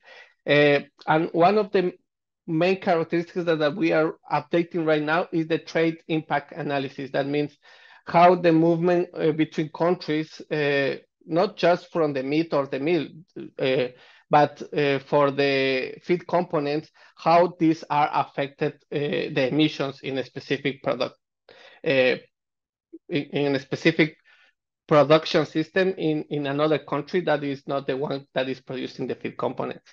And this part is really important because actually Brazil has a specific characteristic that it creates, let's say, a problem when they want to show their emissions. And in this case, I will talk about what is one of the big main source of greenhouse emissions from the livestock sector, because we have an analysis on how this is showing that the country actually is producing a bunch of tons of CO2 equivalent, but is because of the land use change in the country. But who is reporting this emission is actually the ones that are reporting probably is Brazil, because Brazil is with the land use change that are transforming, for example, forests into grassland. But all these products that are produced there, most of the times are going outside of the country to another production system in let's say in Europe, for example. And why these are not the countries who are taking part of these greenhouse emissions. But when we are making all the complete analysis with the traits of all these components, we can estimate, and actually we are trying not to direct the emissions to the place that are actually producing the animals. That means if, for example, in Belgium, we have a production that has some, let's say, components of the diet coming from Brazil, we actually are associated those emissions to the animals who are in Belgium. In that case, we will see all these characteristics and how is the flow of the greenhouse emissions and who has to report that. It's a really nice analysis that we are making right now in order to know what is the future for the estimation globally and who has to report what type of emissions. In this slide, I want to clarify that even our model is based on the IPCC guidelines. Our source emissions are not the same one like the IPCC guidelines. In the IPCC guidelines, all the energy is associated to one big company that is almost 73% of the complete emissions. But we have energy actually that is used in the industry of the livestock. This is what we are taking, actually the energy that is used in our sector to put inside our sector. So we have an area called energy for the productivity in our area of analysis. When you see the original IPCC guidelines, or you can see that livestock or manure is almost 6% of the complete emissions, but in our analysis, we are close to almost 50% of the agriculture emissions, and that is around 16% of the complete emissions globally. So we have a specific way that we manage our source of emissions. And this is really good because we take all the emissions that are produced in the different sectors that are really associated just to the production of greenhouse emissions in the livestock sector. Here is what is the applications and what are the results that we are producing actually. Here is one example. Here is the greenhouse emissions that we report for Ecuador in 2016. And because of our analysis, we were able to perform or to estimate the greenhouse emissions per region. Ecuador has 3 regions, the coast, the mountains, and the jungle area. So we can estimate emissions per type of emission in those specific regions. And at the same time, they have 4 production systems, that is marginal, mercantile, combined, and empresarial in this case. So we can estimate these are the same emissions, but they are distributed according to the production systems. So because of our analysis is spatial, we can select from our global analysis how we want to present the results. And that is really good because some people want to see the analysis per region, other people per production system, other people want to see the analysis per animal, per gas, and so on. So you can extract, after we make the complete analysis, the source of data that you really want or you want to focus your study. The second big application of our studies are the projections and mitigation scenarios. In this case, for example, we have the emissions from 2017 till 2021.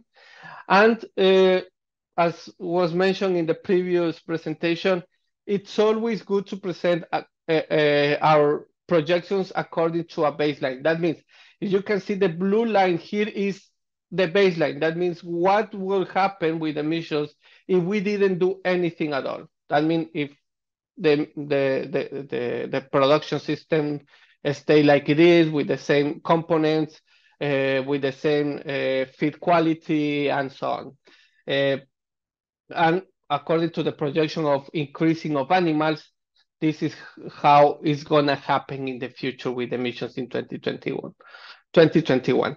But what happens if we introduce a specific feed material that is more digestible for the animals? And we assume that 20% of the complete animals in the country are applying this new system or the introduction of this new feed component. Then we have a prediction of how it's going to change in the next year the emissions with the introduction of that specific component. So why is this important? Because all this analysis was made in 2017 and 2018. So we were using projections for future to know exactly what was the best practice that we can introduce into the production system in order to reduce around our objective that was 8% in the 5 years that the project was working in Ecuador. So we made the analysis, hey, what if we implement healthy measurements that will increase the weight of the animals in 10%, for example. Okay, so we put this into our tool. We made the modeling, the computational modeling, and at the end we were seeing that actually the emissions were increasing. And we said, okay, there are more emissions, but what happened if we introduce this new feed item at the same time? And what happened if we are introducing practices for manure management? And then we were seeing that after 5 years, we could reduce actually emissions instead of increasing compared with the baseline. And that was really good. So these are the kinds of estimation that you can do before the implementation of a specific project. Why? This is going to save a lot of money, and this is going to focus what is the impact of the practices that you want to introduce into your project. And at the end, you can select the best ones. This is another application or one of the main results about our analysis. because we perform global analysis at the end, at the left, you can see a map of what are the total emissions globally, and we can select per region. And what you can see in the graph is not with the circles. You can see that there are a lot of greenhouse emissions produced in South America compared with the other countries, well, with the number of animals and so on. And then in the right down, you can see what are the emission intensity, for example. And then you can see that North America, for example, has a higher emission intensity than South America. And Asia has a really big emission intensity. And I will explain what that means and why it's really important to calculate the total emissions and the emission intensity. Actually, the emission intensity is one of the main results that the countries tend to publish as results in their analysis, because it's the way that they can prove that with the introduction of new activities, they are reducing actual emission intensity per kilogram of product. And it's important to know because it's what are expecting in the global agreements for results when they are introducing or they are putting money into specific projects in the country. And in the center, you can see a big picture of our analysis. In this case, it's a global analysis. So with our database and with our results, we can actually make a lot of filters. We can filter per animal, what are the emissions, per product, what is the objective of the production, like this for meat, for meal, or the eggs in the case of chickens.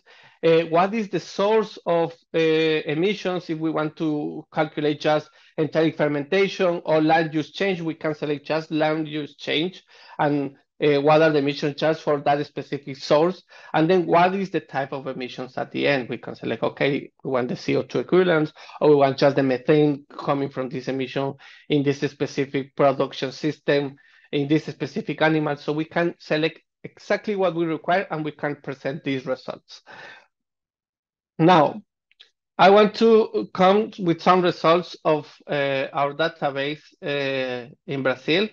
And I want to clarify that these are global results, and I extract the data from Brazil from our global analysis. This is not specific from Brazil, made in a study in Brazil. It's actually data collected all over the world, including South America, and then with that performing the analysis of Brazil. But it's really good to see at least the link and the source of data set. What is important is because FAO is an international organization, we have a lot of database or access to a lot of databases that are linked directly to countries. So for example, Brazil is reporting how much meat they are producing per year to FAO-Stat, and our model is linked to FAO-Stat to extract all this data and to perform our calculations. This is why what I am showing is not out so far from the reality. So here's an analysis specifically for Brazil. Taking from the dashboard, we have a dashboard where we can see all the emissions.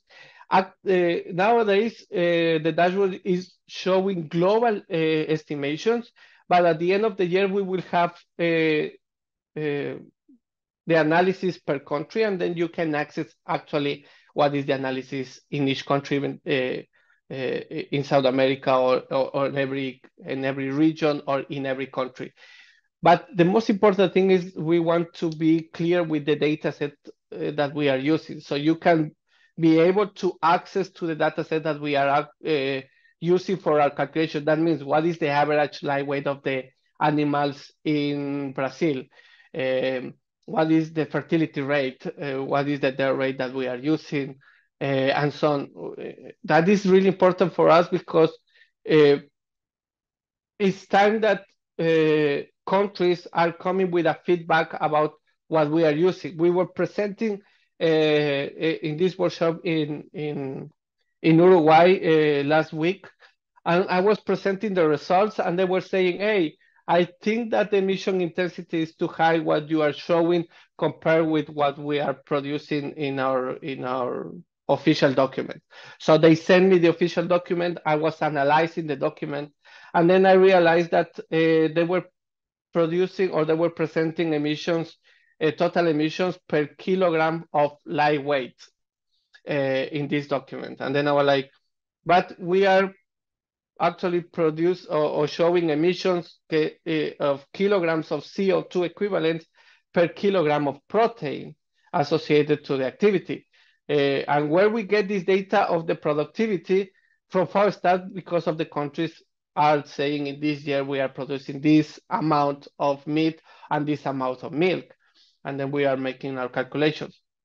So when I try to convert, we get really close to their numbers, but there are some gaps, okay? And how to explain those gaps is because they have a specific data locally from Uruguay where they were performing their analysis. And actually we were performing an analysis using Glean for them where the results get really, really close. So at the end, what I am saying is all these tools are available for the use of the country. So if you want to make an analysis, you can perform your own analysis with your own data set. And then probably we can update or you can write us, then we can update our results, which will improve the quality of the data that I am showing right now. The important thing about these graphics of the results is that there are two main sources of emissions in Brazil. One is methane from enteric fermentation, and is almost 50% of the complete emissions. But and this is just for cattle. The analysis that I am showing right now, not the complete 6 species, just for cattle. Cattle that are producing meat and milk. So it's a complete analysis of the industry of cattle. And there is a big amount of emissions associated to the expansion of pastures. And that is important because I realized that in the analysis of Glean, we are always taking a source of data from papers that are creating these emission factors for transforming a forest into grassland, for example.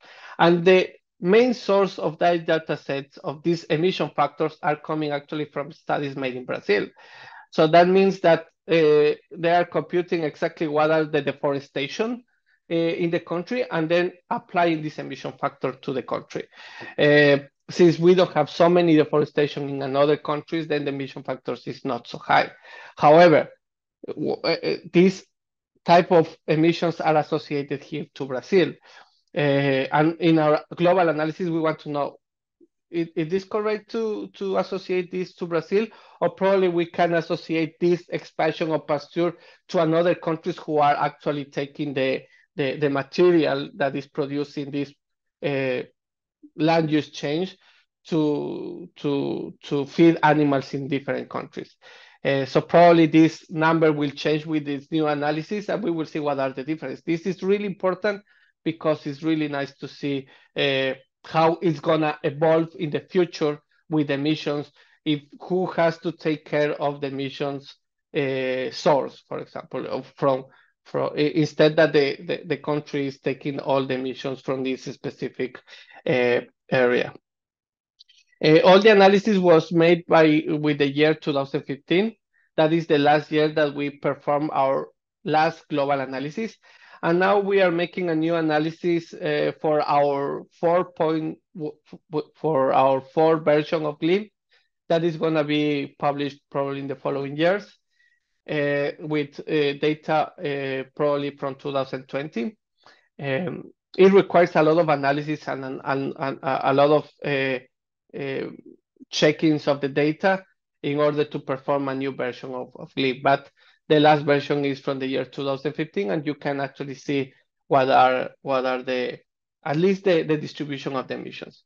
Now, the total emissions for cattle is around 773 million tons of CO2 equivalent, and we have an emission intensity of 258 kilograms of CO2 equivalents per kilogram of protein. And I want to be clear that is kilogram of protein because we sum actually the production of meat and the production of milk.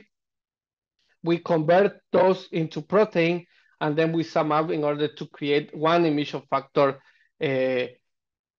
for the complete cattle industry.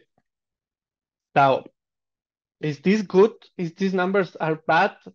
How I can compare that? And that is the advantage of our model, because we have global analysis for every country. I can make a comparison with Argentina and Uruguay, for example. In the case of this workshop, I took these two countries in order to show you some data set. So the total emission is actually 773 million of tons of CO2 equivalents, which is really high compared with Argentina and Uruguay. But of course, if we are talking about the number of animals, for sure, it should be in this way. But not the emission intensity, because the emission intensity is per kilogram of protein. That means if an animal is producing more meat or more milk, for example, at the end, all these emissions are divided by the total production of meat and milk. And that means if we increase the productivity, that means the kilograms of product, then the emission intensity will reduce. That means that the system becomes more efficient. And in the right, you can see that actually Argentina and Uruguay have a close emission intensity of around 180, but Brazil has 258 kilograms of CO2 equivalent. Why is this important? Because compared with countries that are close, but they are not similar conditions totally, but at least we have a comparison with some countries, we can say that probably Brazil can make an effort to make to increase the productivity in the animals and to reduce the emission intensity. And this is why CLIM is really good at, because you can predict and you can introduce many new factors, many new components in order to know exactly what are the change in reduction in greenhouse emissions and emission intensity in the future when you create a new plan or a new program for the country. And the last slide, and finally, at the end, I want to show you what is another result that we have for Brazil. This is the analysis, and this is just to show you what is the flow of the emissions. I made the analysis, and I extract this with few clicks. I make what is the total emissions. I click per head, production system, commodity, source, and gas. And that was creating this graph. And with that, I was making with the mouse the click over this, and it will show me specifically what is the emission in this for pasture expansion, CO2 in the meat industry associated just to cattle and in the big production, for example. And you can see it's coming from the dairy too. So you can see a graph that is really interactive and really nice to process. So that is what we want to build for the countries and for everyone, in order that they can make and play with the data and see the analysis that we can perform. And in the future, if a specific project wants to create their own emissions, we are always open for the analysis. So you can write us, and then we can make an agreement to see how we can help you to calculate your emissions. It's important to mention that we are associated to different universities. Now I am working at the university in Brussels together with the SPEL lab, that is the Special Epidemiology Lab, in order to compute all these spatial layers and make an analysis together with the model GLIM. And we have different universities that are collaborating with us in order to have this model as accurate as we can build. So it will be good in the future if you require some help or some advices on how to perform emissions. Definitely you can check our website and write us if you require in order to know. We are really happy to answer your questions and to know what you want to know exactly. If you have questions about some data sets that we have, we can definitely help with some advices and some source of information. Here I want to show the website of GLIM, and this is the QR code that you can scan and probably access to our website, where you can find all the documentation of how we perform the calculations and the dashboard. The dashboard you can enter and you can perform your own analysis. And lastly, I want to just to mention, because in the previous presentation, they were showing that one of the sources of the to compute the carbon in soil is actually what is the carbon that is coming from the activity. And in this case, GLIM can estimate how much manure the animals are producing or how much feed the animals are consuming in order, and from this data, we can predict how much hectares were managed in order to produce this feed component. So we perform an exercise for that you can see here what was the flow of the model that we create in Ecuador, and we were performing this analysis of what were the crops and the area that were used to produce the components that were used in our production systems, how is the manure that were produced, and with all these data sets, we were performing a calculation of what is the carbon that was accumulated in the soil from our activity in the project in Ecuador. It was just an exercise, but it was just a start for us to introduce and make a huge analysis if we want to create a model specific for this. And we have people working on that. So yes, it's really important because the emissions are really high in the industry, and we really need to find all the source where we can reduce emissions, and that includes even carbon that is accumulated in the soil after the production. Thank you so much, and if you have any question in the chat or via email, you definitely can write us. Thank you.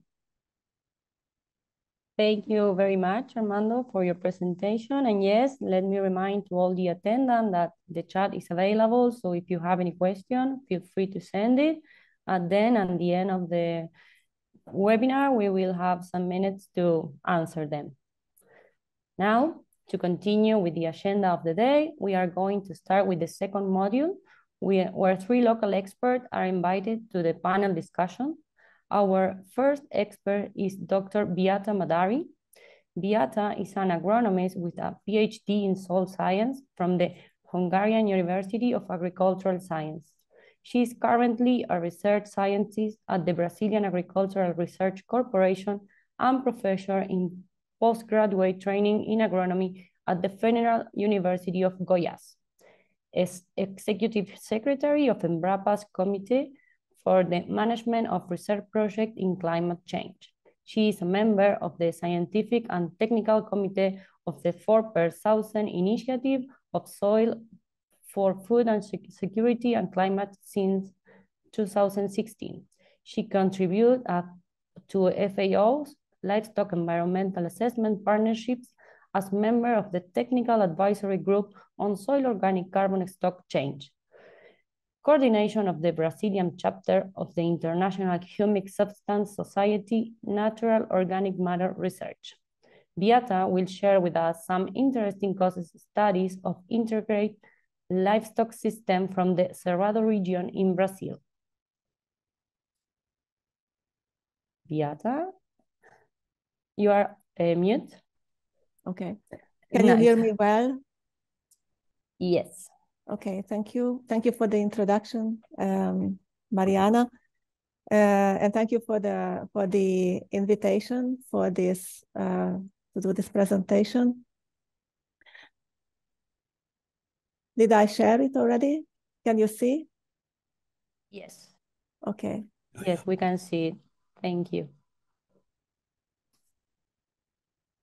Okay, so my presentation, as you said, is about the effect or impact of integrated livestock systems on soil carbon stocks in case studies in Brazil. I will show 2 case studies.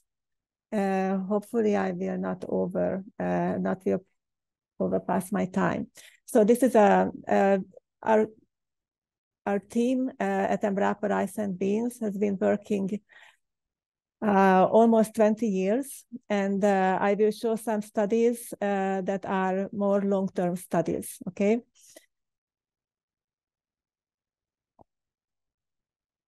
Well,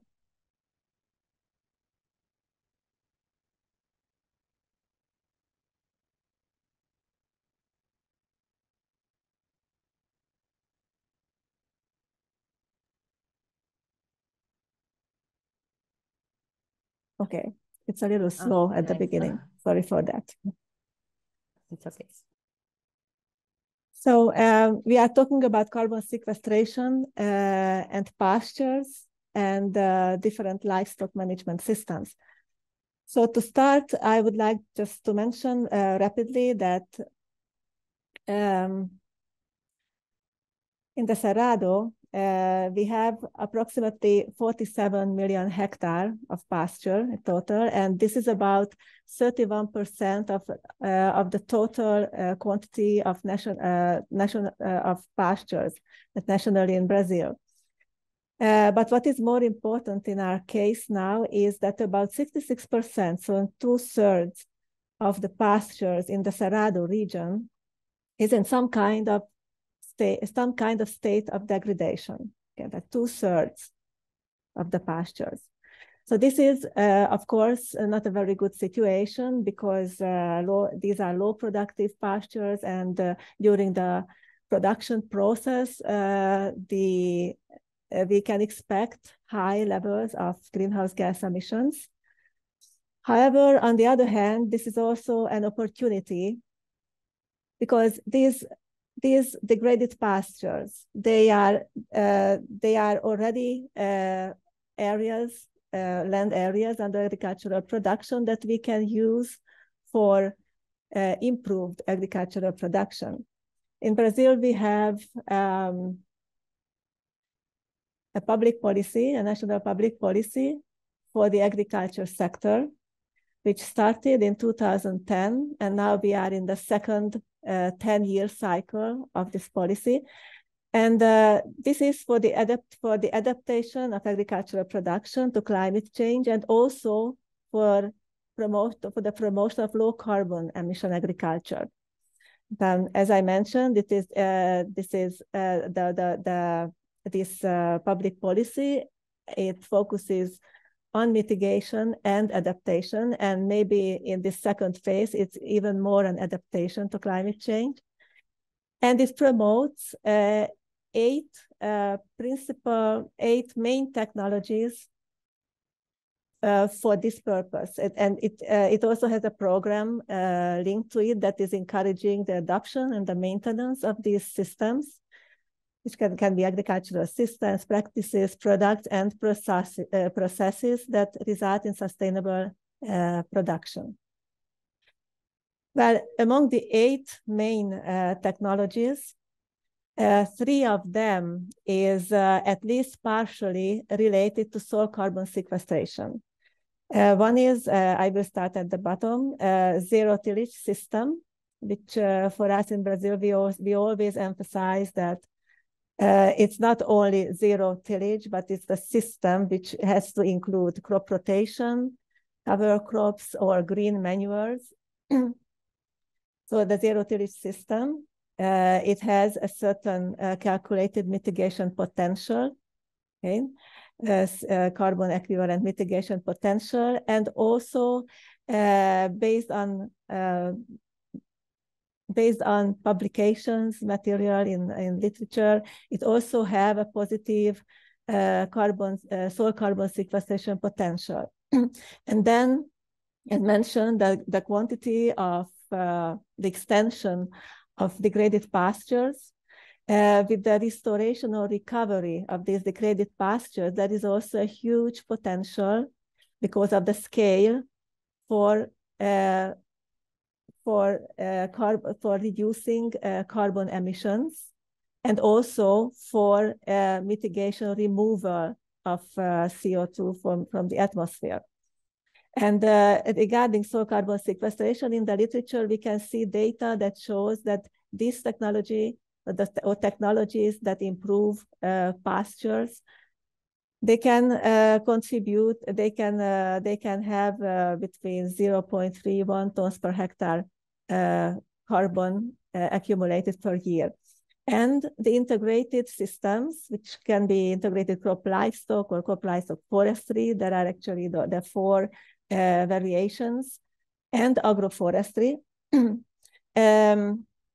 In absolute terms, it has in the public policy, it has a lower potential, but the intensity of carbon removal by these systems can be much higher than of carbon restoration or carbon pasture recovery projects.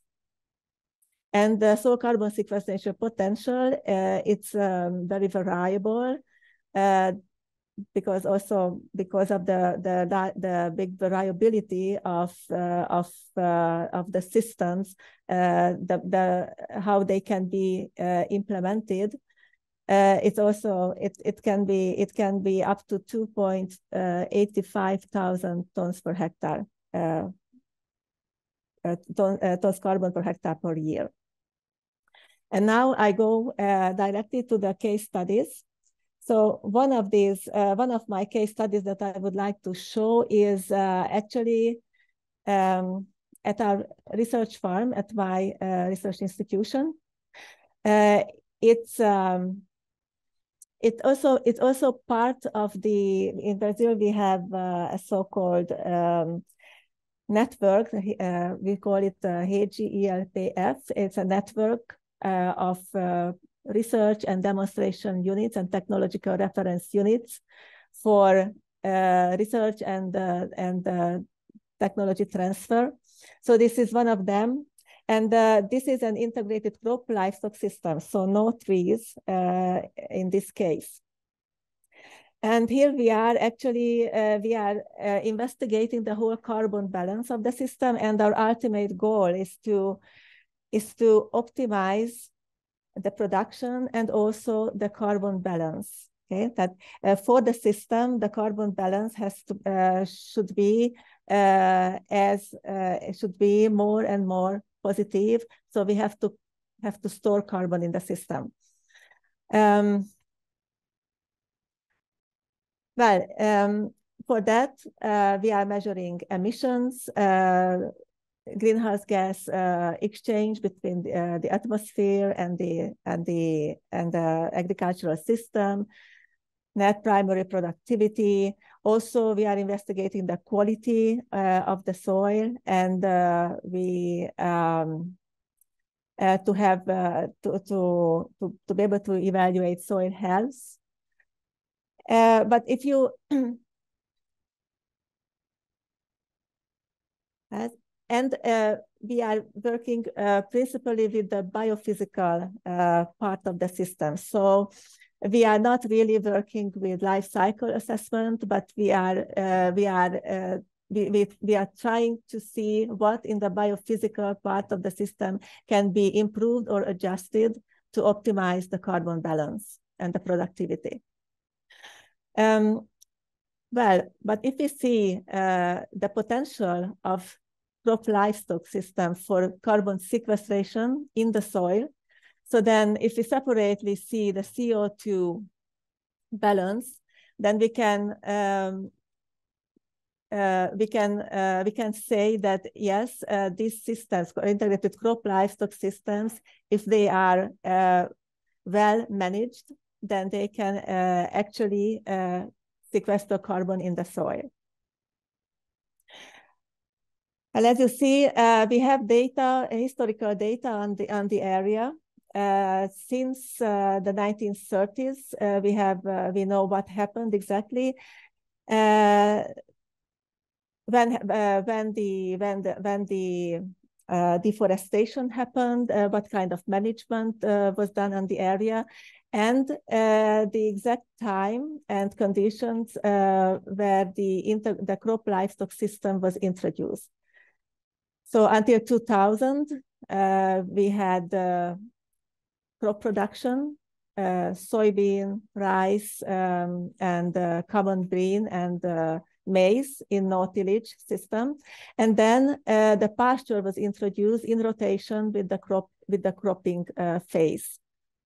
And you see we have actually we measured the carbon stocks in the soil. Here I show you the top layer and the underlying layer, but actually what I show you here, which is the result, an example of the for the carbon stock accumulation rate that we calculated for between 2010 and 2020, that for a certain period of the system, the last 10 years, it was 0.57 tons per hectare carbon per year. As you see, it corresponds with the other data in the literature that I showed in the previous slide, and actually we could also, using the sequester model, we also investigated a bit the carbon sequestration potential in different scenarios, comparing with different intensity of biomass introduction, biomass input in the system with no tillage, using no tillage or using conventional tillage, so with and without the physical perturbation of the soil. Also, when the pasture is not present, seeing only the effect of grain production. And as you can see, for the top 30 centimeter, for a 20-year period, we could simulate like for integrated systems between 0.8, 0.9 ton carbon per hectare when we have a higher intensity of biomass input in the system, and when we have a lower intensity than 0.57 tons carbon per hectare per year, and compared it with a simple crop production system. You see that these carbon accumulation rates are higher compared with all of them. The other case study is actually it's an integrated crop livestock forestry system, and this is not a research site. So this is an actual farm situation in southern Goiás. As I mentioned in the previous case study, we used a diachronic approach. So we made carbon samplings, carbon evaluations in the same area during now 20 years. In this case, because of the conditions of the site, we couldn't do that. So we used a synchronic approach. We selected a reference pasture which had the same soil and climate conditions. It's an adjacent area to the one which was also originally a pasture in the same conditions, and then the integrated crop livestock forestry system was introduced. We evaluated this system 4 years and 12 years after the implementation. And but we saw, oh yes, we were talking about sampling as well. So in these systems, sampling is a little bit more complicated. So it's more complex. Let's use the word complicated. It's a little bit more complex. So not because we are also interested in the effect of the trees on carbon sequestration, but because of the spatial variability of soil carbon stocks. So we have to, when we are sampling, we have to represent the area which is under the influence of the trees and the area which is under the influence of the ellie pasture. So we have to have at least one sampling point under the trees and at least one sampling point under the early pasture. If you have more resources, then you can we can have a more detailed evaluation. And something about the results. So 4 years after the implementation of the system, so we evaluated under the tree lines in the early pasture, and this is the reference pasture. The top 30 centimeter, the underlying 60 centimeters, so from 30 to 1 meter, and this is the 1 meter soil profile. So what we can see that actually after at the initial phase of the integrated crop livestock forestry system, we actually see carbon loss compared to the reference pasture. Why it can happen? Probably in many studies you can see this. Probably because of how the integrated systems are implemented. So it usually starts with the crop phase, where the soil is prepared for the planting of the grain, like soybean or maize, mainly these two mainly these two species. So the soil is usually plowed, fertilized, corrected, and in this process, there is loss of soil organic carbon. So in the first some years, actually, in the integrated system, in the top 30 centimeter, is marked by the reposition of the carbon that was lost at the implementation phase. But if you see the lower layer, like from 30 centimeter to 1 meter, there we can already see under the tree lines and also in the early pasture, carbon increment compared to the degraded pasture. And this is when we calculate a kind of weight carbon stock, calculating with the size of the area which is under the influence of the trees, and then the early pasture. You can see the same, of course, the same trend. In the top 30 centimeter, we lost carbon, but we accumulated in the lower soil layers, and there is actually still no difference for the 1 meter soil profile.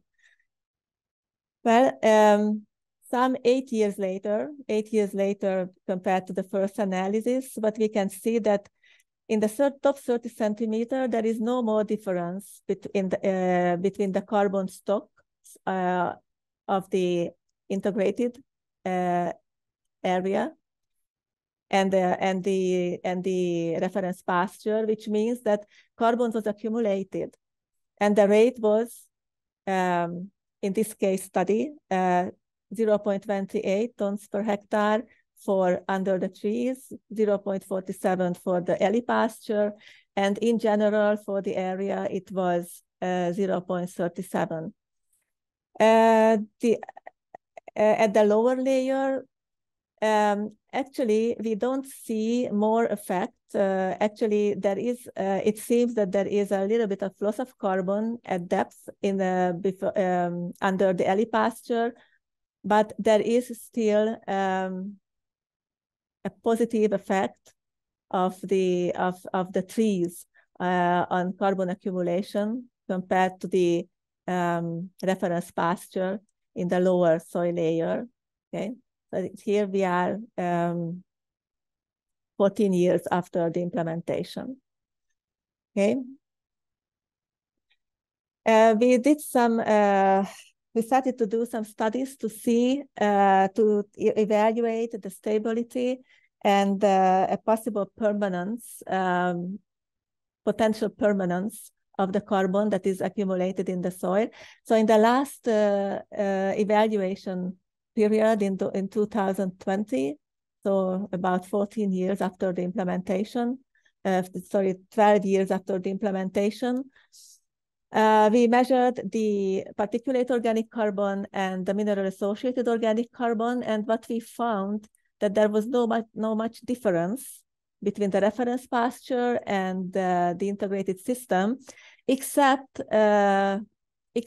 for the mineral-associated carbon in the deeper soil layers. So there we can see that in the integrated system, under the influence of the trees, we actually we have significantly more carbon in the mineral-associated fraction, which is an interesting result because it is an evidence actually for carbon sequestration, not only carbon accumulation. And this carbon, which is in the mineral-associated fraction, it potentially has a lower permanence time in the soil. And here, well, I showed two case studies, which in itself are just punctual results. But this is the result of a study of a systematic review of several publications from the Cerrado region on the effect of some of the technologies of the ABC plan of the National Public Policy on soil carbon sequestration. And what we can see, so what we included here was zero tillage, crop livestock systems, crop livestock forestry systems, and the use of organic amendments. And as you can see, in the very top layer, the top 10 centimeter layer of the soil, all of these, they actually sequester carbon in the soil. They have, there is carbon accrual in the soil. If we go to lower layers, like if we investigate the top 30 centimeter, then the mean, the average effect is still positive. However, there is a higher variability in the results. And actually, there are cases when there is carbon loss. And here is, for example, in the case of crop livestock, but also crop livestock forestry, it is very, very important to know when the system was installed and what is the history to be able to actually evaluate the carbon sequestration potential. Because if I evaluate a system like 2, 3, 4 years after the implementation, I can measure soil carbon loss. But if I measure like 5, 10 years after the implementation, then I can measure soil carbon accrual.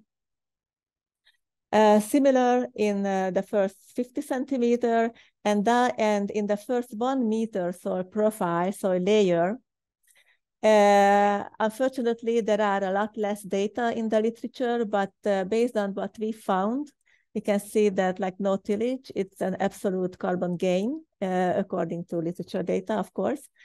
And interestingly, there is no data, or there was no data that we could evaluate on crop livestock systems, but there is a positive effect of crop livestock forestry systems. Again, there is a very large variability of the data. And to finish, just two very simple conclusions.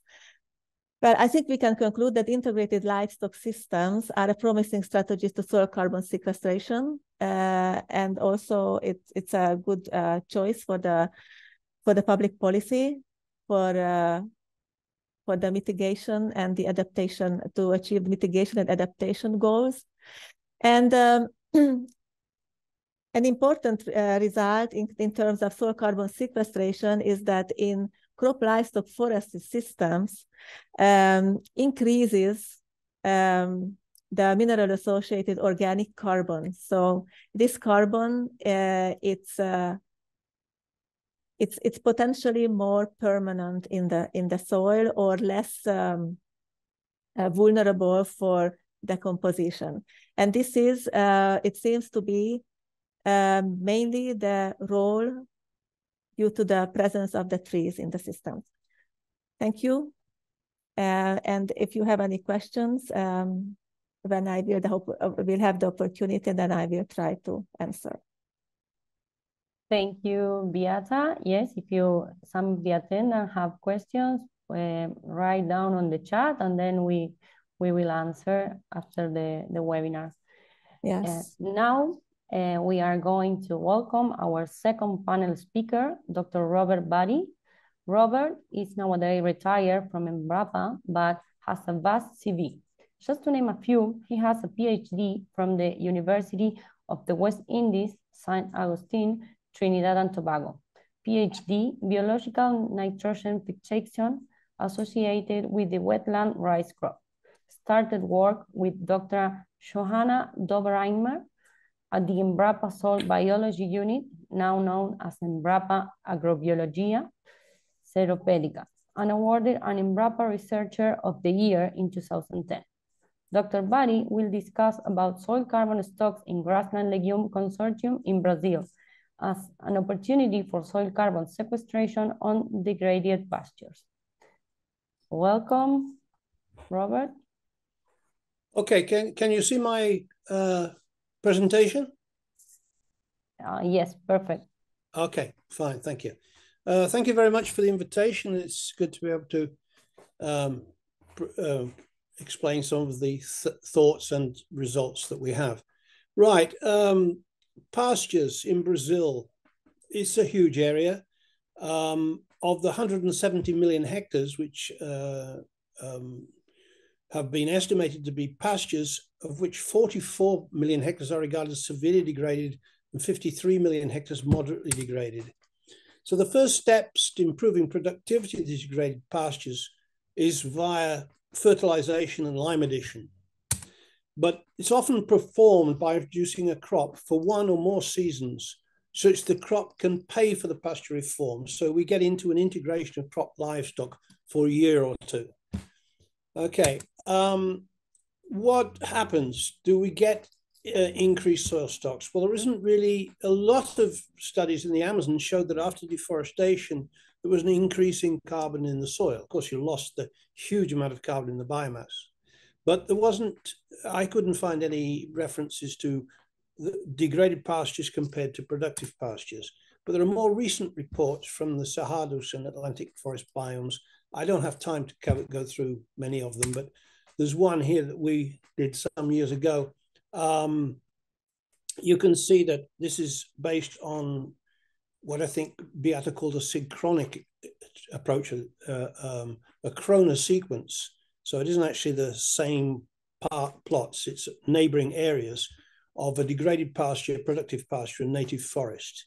And we found these areas at 4 different sites in Mato Grosso, which is do Sul, which is MS, São Paulo, and Minas Gerais. As you go down, you see the stocks are increasing. That's because there's a higher clay content in these soils going down here. And you can see that the difference between the productive pasture and degraded pasture is also higher when you have a higher clay soil.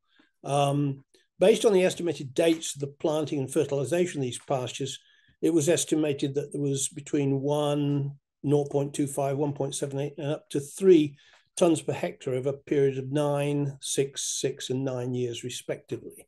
This is based, as I say, on Kroner sequences. There's another study we made in south of Bahia in the biome, the Atlantic forest biome. And you can see, we've used C13, so you can see how the carbon from the native vegetation has decreased with time, okay? This was plots of 2 different varieties of Brachia brysantha, which have been fertilized with 200 kilograms of nitrogen for 16 years. So they are very, compared to the native vegetation. And you can see that there's a big accumulation of C4 degradation, C4 derived carbon from the Brachia brysantha, down to 30 centimeters. Below that, nothing much. In this biome, there's not very much deep rooting because there's a hard pan and clay at this level. And the total soil accumulation was approximately 1.25 tons of carbon per hectare per year over the 16 years, which is quite high, but then it's quite a high nitrogen fertilization. Really, the really good experiments, which are the gold standard, are long-term experiments. This is just one that we've been working and trying to help Dr. Emmanuel Macedo with the data. He's run this wonderful experiment at the Beef Cattle Center in Mato Grosso, near Campo Grande, since 1994. He now has trees in it in more recent years. And this is the first, some of the data from 2012. And if you can see that, which we're looking at pastures, continuous cropping, as you can see, lowers the carbon a lot, even under no-till. This one here, if you can see my cursor, is no-till. This is conventional till, just once a year. And obviously it lowered the carbon from the native vegetation by a tremendous amount, a huge carbon loss. When you have pastures in here, there's a degraded pasture here, which wasn't all that degraded. And this is a brachiaria pasture, which was produced but not fertilized after the initial infiltration. And this is a fertilized pasture and a legume grass pasture. You can see there are small increases compared to the native vegetation, and some considerable increase from the non-fertilized pasture, non-fertilized to fertilized. There is integrated crop livestock here with a long 3-year period of pasture and a 1-year period of no-till agriculture was the best treatment as far as accumulating carbon was concerned. I don't have enough time to go through this a lot. Right, nitrogen is essential for productive pastures and for the accumulation of soil carbon. You must have carbon to put your soil together. At least 80 kilograms of nitrogen required for each ton of carbon. So don't forget nitrogen. So nitrogen applied to the pasture must be sufficient for the diet of the grazing animal and for soil and accumulation. Losses can be significant from fertilizer additions, ammonia fertilization, nitrate leaching, even denitrification, and can be very high from urine patches. So you have to counteract for that and still leave 80 kilos for every ton of carbon you want to store. Farmers and ranchers in Brazil are reluctant to add N fertilizer directly to pastures because of costs. It's continuous. Every year you must add perhaps 150 kilos would be about 1,000 reais, say $250, $250 per hectare per year, which is quite a large amount for them. So there is a demand for nitrogen fixing legumes, which is where I come in. I've worked all my life on nitrogen fixation.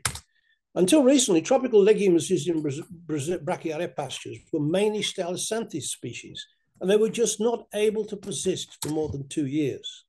But recently, a team from the CEPLAC organization south of Bahia, the University of Lavras, our university of the Federal University of Rio de Janeiro, and Embrapa Agrobiologia, where I worked until just recently, have studied the persistence of stoloniferous legumes in brachia pastures. That's they're legumes which reproduce by stolons. Now, the secret of the persistence of forage legumes in brachia pastures is that the Stylosanthes, Calpagonium, Sriracha, and other crown-forming legumes. Their seeds form at the top of the stalk, and most of them are consumed, or even when they fall to the ground, they do not germinate. Germination is not very good. So slowly your pasture disappears.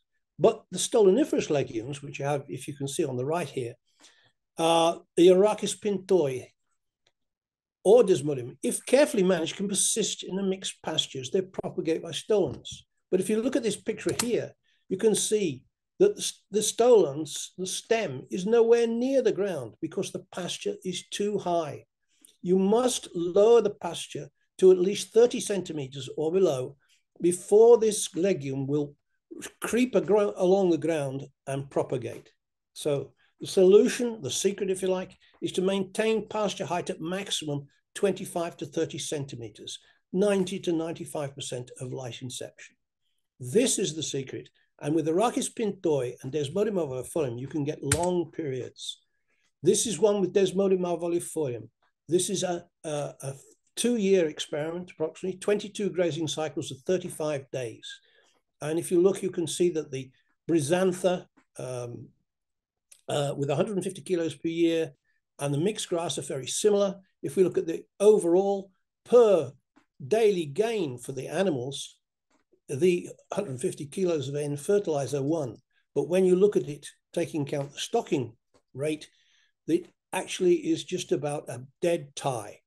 There is a live weight gain of something 1.7 kilograms per hectare per day for about 3 to 4 animals per hectare in the mixed pasture or 150 kilos. So we're getting the same performance with our legume, Desmodium arvalifolium, that we are getting with 150 kilos of N per hectare per year, 3 times 50 kilos.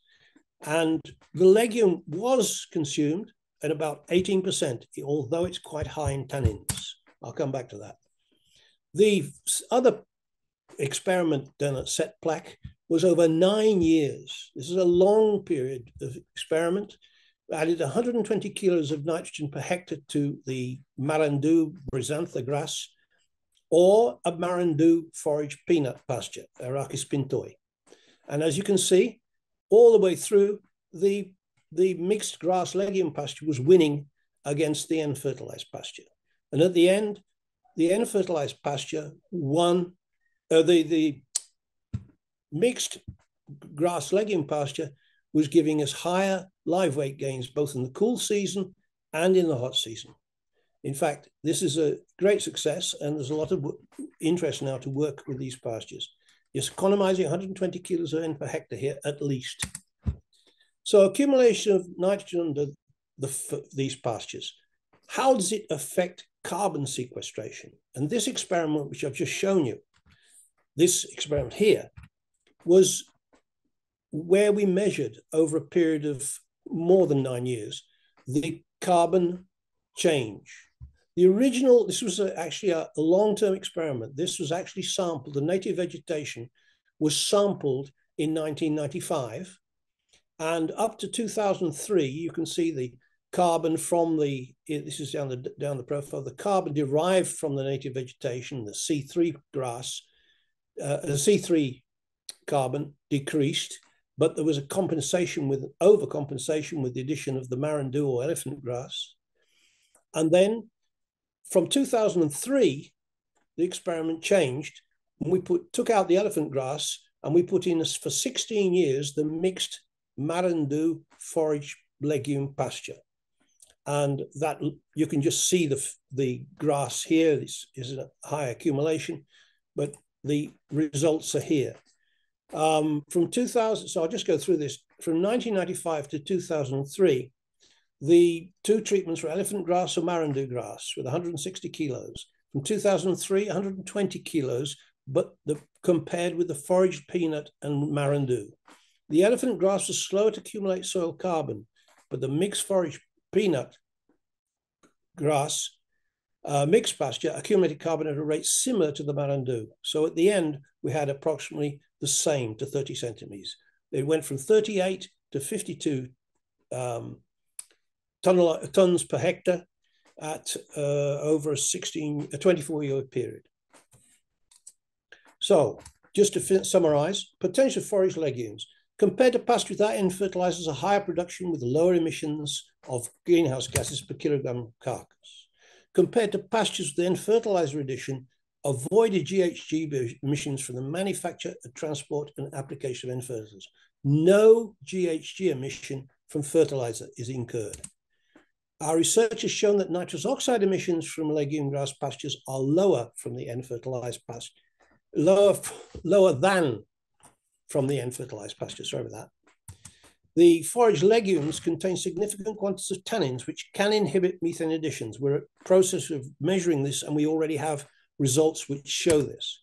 Even without counting possible soil C accumulation, emission intensity from these mixed patches are between 30 and 40% lower than from an N-fertilized pasture with the same productivity.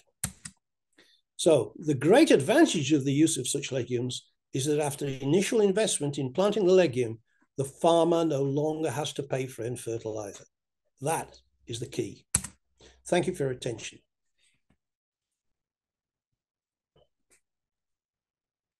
Thank you very much, Robert. I can send publications to anyone who wants that, writes to me on that email, okay? Perfect, thank you. Now we are going to receive our last local expert, Dr. Claudine Oliveira dos Santos. Claudine has a degree in biological science and a master's in ecology and conservation from UNIMATE, State University of Mato Grosso, and a PhD in environmental science from UFG, Federal University of Goiás. He has a background experience in tropical ecosystem ecology, land use and lands cover mapping by remote sensing, and mapping and modeling of soil carbon stock and degradation levels of pastures in the Brazilian Cerrado. And today, he will share with us some interesting local results on soil carbon mapping and opportunities for GHG emission offsettings. Claudine.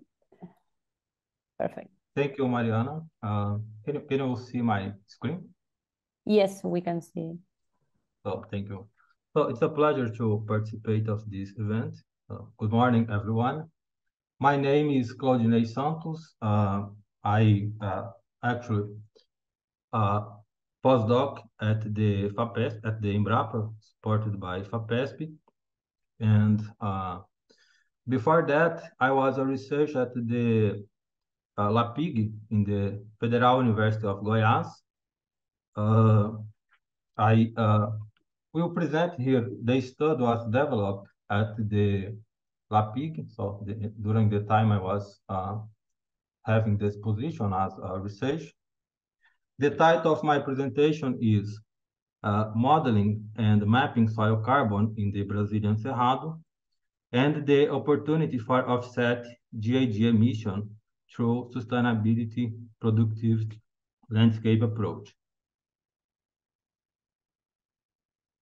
This study was supported by the TNC and MapBiomas, and it was developed at the LAPIG in the Federal University of Goiás and at the EcoSys at the Federal University of Sergipe. And this is the team of research what we developed this research. So as soil carbon organic have a great importance in terms of agronomic, socioeconomic, and environmental aspect. And as we know, the activity related to the agricultural sector in Brazil present high carbon emission, which is mainly related to the inclusion of new areas through deforestation and burning native vegetation. And in addition to that, the traditional management, the traditional practices of management in these areas lead to soil carbon loss, land degradation, and decreasing in productivity, which result in the necessity of continuous incorporation new areas into the agricultural system. As a result, and as Professor Robert mentioned, the pastures occupy a huge area in Brazil. In the Cerrado biome, which is the focus of the study I present here, pastures occupy approximately 25% of the total area. So based on a study that was part of my PhD thesis, we identified that the pasture in the Cerrado, almost 60% of the area present some level of degradation, with 22% present severe signals of degradation, and 44% with intermediate condition of degradation. So, And as mentioned, the degradation process resulting loss of soil carbon, soil fertility, livestock, decrease livestock production, and reduce the economic return to the landowners.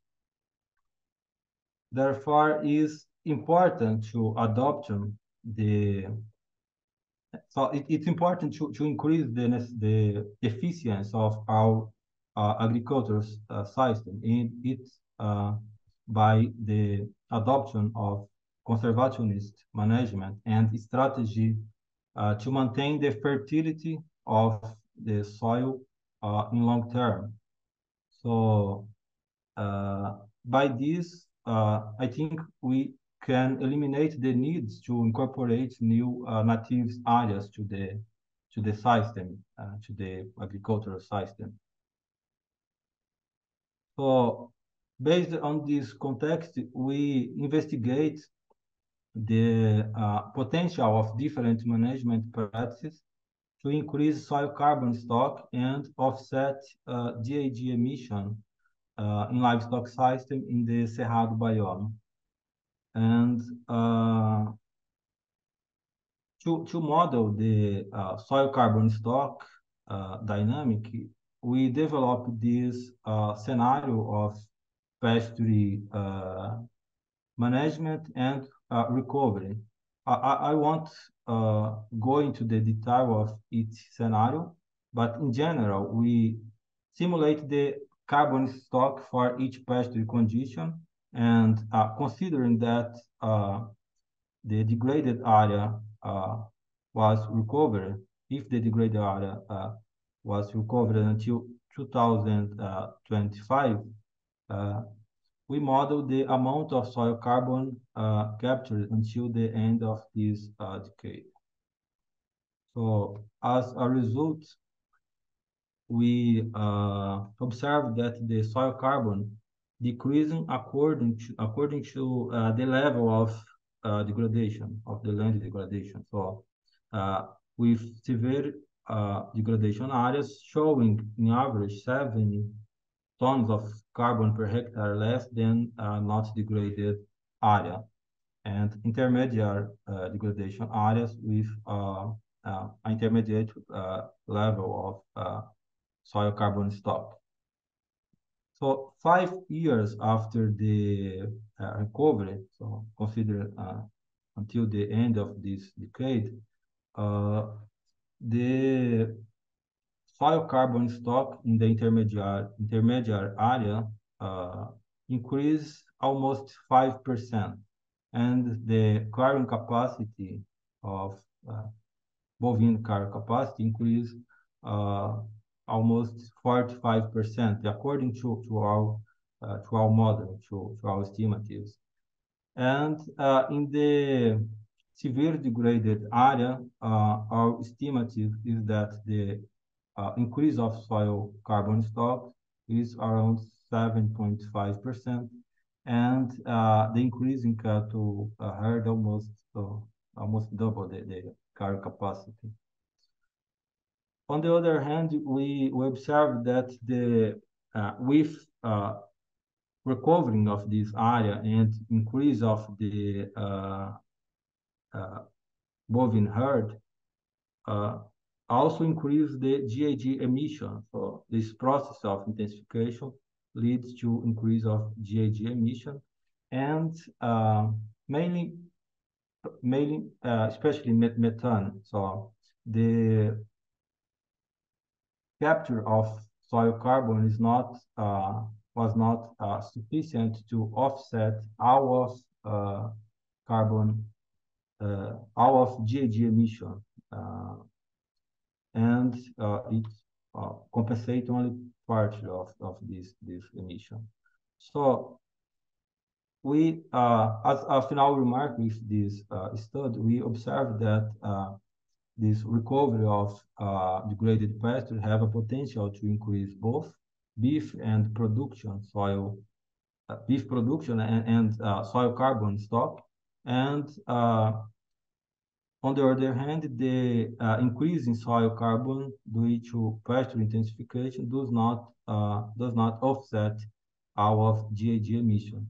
But if we think the system, the production, so the livestock intensification based on a sustainable productivity landscape approach, we can promote increasing in carbon stock, and by sparing land areas that could be converted to agricultural system and other land use or land cover, we could offset these emissions. So we think that sustainable productivity landscape approach is a way to offset the emission and to promote sustainability in livestock production.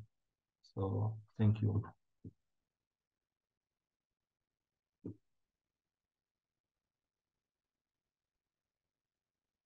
Thank you very much, Claudine, for your presentation. Now, we want to thank all the panelists, and we are going to proceed to read some of the questions. I choose some of them because we are a bit out of time, but at least I will read one to each panelist. Starting to Virginia. I don't know, Virginia, can you hear us? Yes, I'm Perfect. here. Hi, Mariana. Hi. The first question is for you from Simon Perez. Dr. Virginia Pravia, can you tell us about the impact of grazing lands on the carbon sequestration? Are grazing lands emission removals really at equilibrium, as the EPCC said a few reports ago, or there is some official update on that matter? Well, that depends. Are we talking about at a global scale, I assume? Then we have, as we just saw throughout the seminar, different possible situations in different systems. First thing we cannot forget is the fact that in natural grasslands, where much of our systems, our livestock systems rely on, they always had herbivores. So there were always some emissions associated to that. And that was part of the natural ecosystems. And those are emissions that are not anthropogenic, let's say. So we need to have that into account. Then we do have, productive systems. As we said, there are many possibilities of how we manage the systems that can actually help to either reduce those emissions from the animals or favor carbon sequestration, as we saw throughout this morning. Many of those systems have lost carbon previously in the soil due to different management practices, and now are in a position in which, at least for some of the degraded pastures, well, carbon stocks have been lost, can be recovered, that carbon, if we add enough carbon inputs. So it's not easy to generalize. I think there's an opportunity for livestock systems to take advantage of these opportunities of carbon sequestration.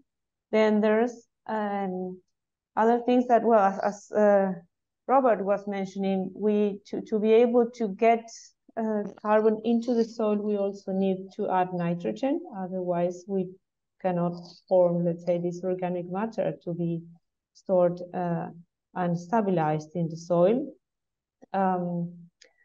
Then, as one of the questions that probably Beata will address later, I guess, is about the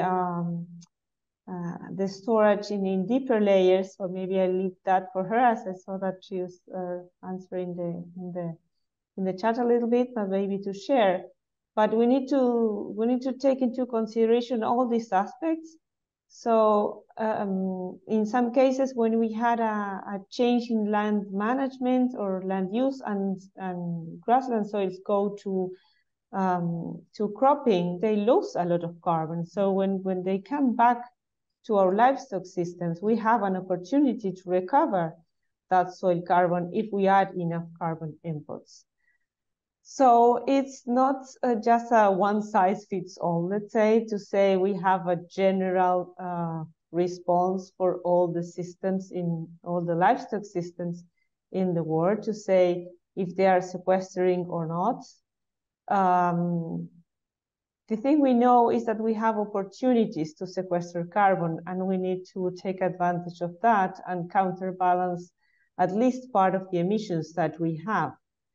We have to remember that our systems are in the carbon cycle, they are open, so the sequestration can be reversed as well. So we have to always be looking at how we manage those systems. But the truth is that we can actually sequester carbon, and that is a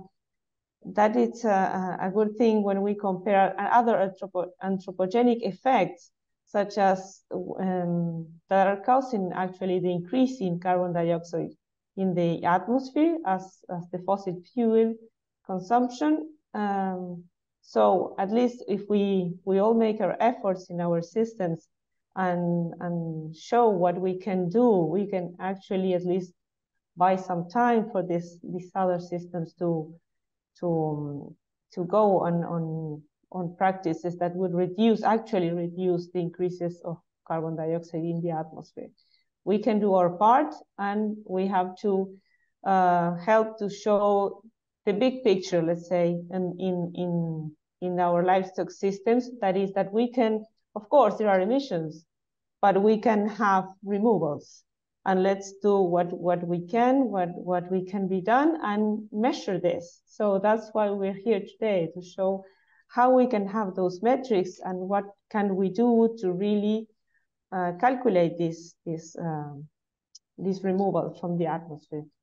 I'm not sure if I really answered straightly, because it's a complex. So it's a complex question. So if any other of the panelists want to add a few words, it's open. Thank you very much, Virginia. I think now Beata was answering on the chat some questions, but here, are you there, Beata? I can read other question for you. Yes, I'm here. Nice. From Fabiano, he says, in Brazil, there is no expansion of pasture areas, but a relocation of these areas. The total area of pasture in Brazil is decreasing. Areas previously occupied by pasture are being converted into agricultural areas, and pastures are being moved to agricultural frontier areas. For example, areas of native forest. Would it be fair to associate emissions from land use change with livestock production? Yeah, I haven't answered this question in the chat yet, because it's so what is fair is a good question. Yeah, it might be not fair, but when livestock production is evaluated, the different organizations they use certain rules, and sometimes these rules they are not even exactly the same for the same conditions in different countries. Like, for example, in the case of soybean production in Latin America, usually it's related to deforestation, but there are huge areas in Brazil, like in southern Brazil or even in the Cerrado, where it is not anymore related to deforestation. It can be, as in the question, Fabiano says, it can be not directly related by pushing livestock production to new areas. Well, actually, I think that our ultimate goal would be is to not use new areas anymore, not for livestock and not for soybean or other grain production, not for agriculture at all. I think it's a common opinion that in Brazil there is enough area already already deforested that is sufficient for all kinds of agricultural use, agricultural and livestock. So there is no more need for deforestation, actually. Part of this area would also be, actually it would also be welcome to try to recuperate, if possible, as in its natural state as much as possible. So what is fair? I don't know. No, it's a difficult question, actually. Yes. Well, thank you very much, Beata. And there is here one question to Robert. Robert, can you hear us? Yes, all right. Nice. From Pedro Nogueira. He asked you if Arachis pintoi is more adapted to more humid regions, such the Amazon region. We are going to use legumes over here in our sustainable intensification initiative in Alta Floresta. And I'm very well impressed with your results regarding legumes, productivity, and soil carbon sequestration. I think he also asked you for the papers. He left his email address. If you want, I can share with you later. Yeah, certainly. Arachis pintoi is certainly very well adapted for the Amazon. It came from the humid tropical region of Bahia, but there's a lot of good work being done there by the people at the Acre. Judson Ferreira, I was trying to remember his name. Judson Ferreira and Cavalcanti.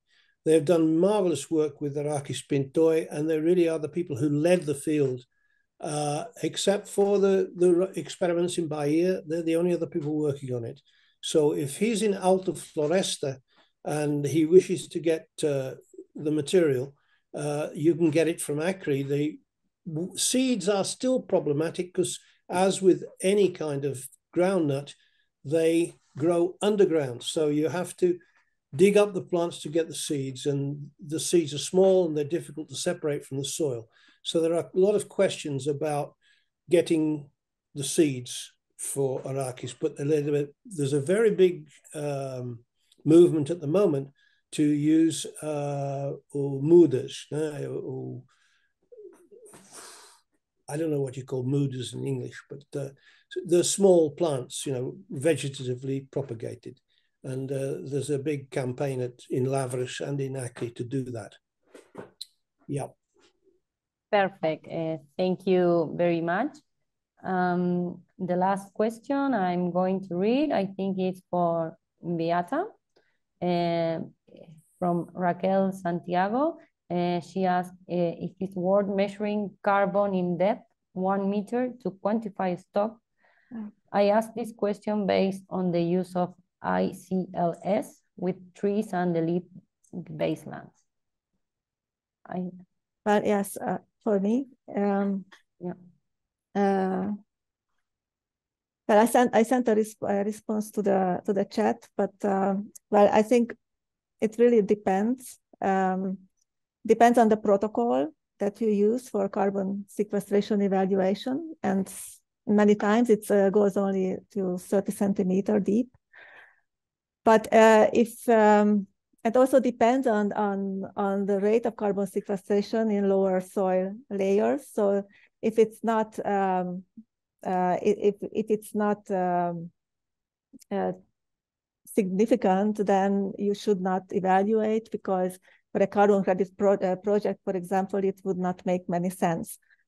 However, for research, for investigation, I defend that it is important, yes, because we are not we don't only want to accumulate carbon in the soil, we want to keep this carbon in the soil, and in a form that is preferably is quite persistent, especially to external effects.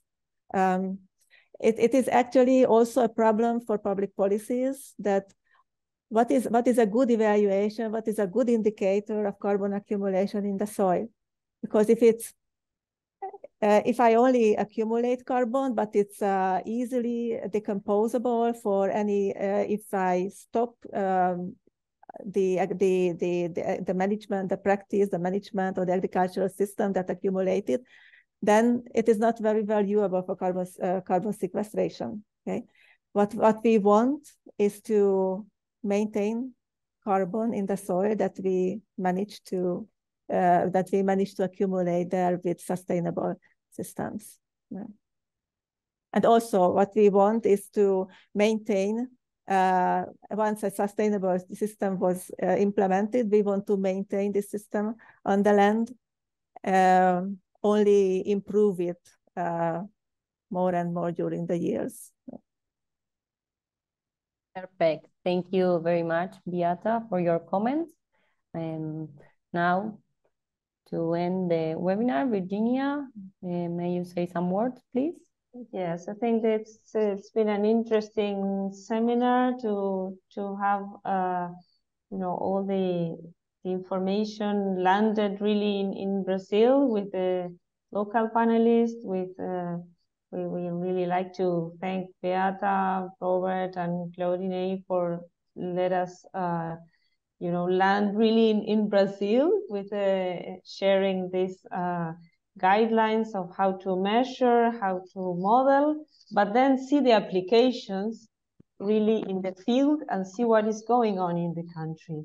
So this is a webinar series that has the intentions to get all these materials really in the field, so that people can use them hands-on.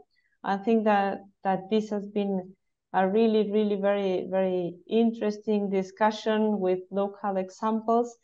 So we'd like to thank the local panelists and also, of course, the GASL and LEAP that help us, to have these guidelines and to help us how to quantify really in our systems to show what is going on. So we thank all the teams in the GLEAM team as well to show us this application so that we can calculate the emissions and see if we are actually trying to counterbalance. How are we in that sense?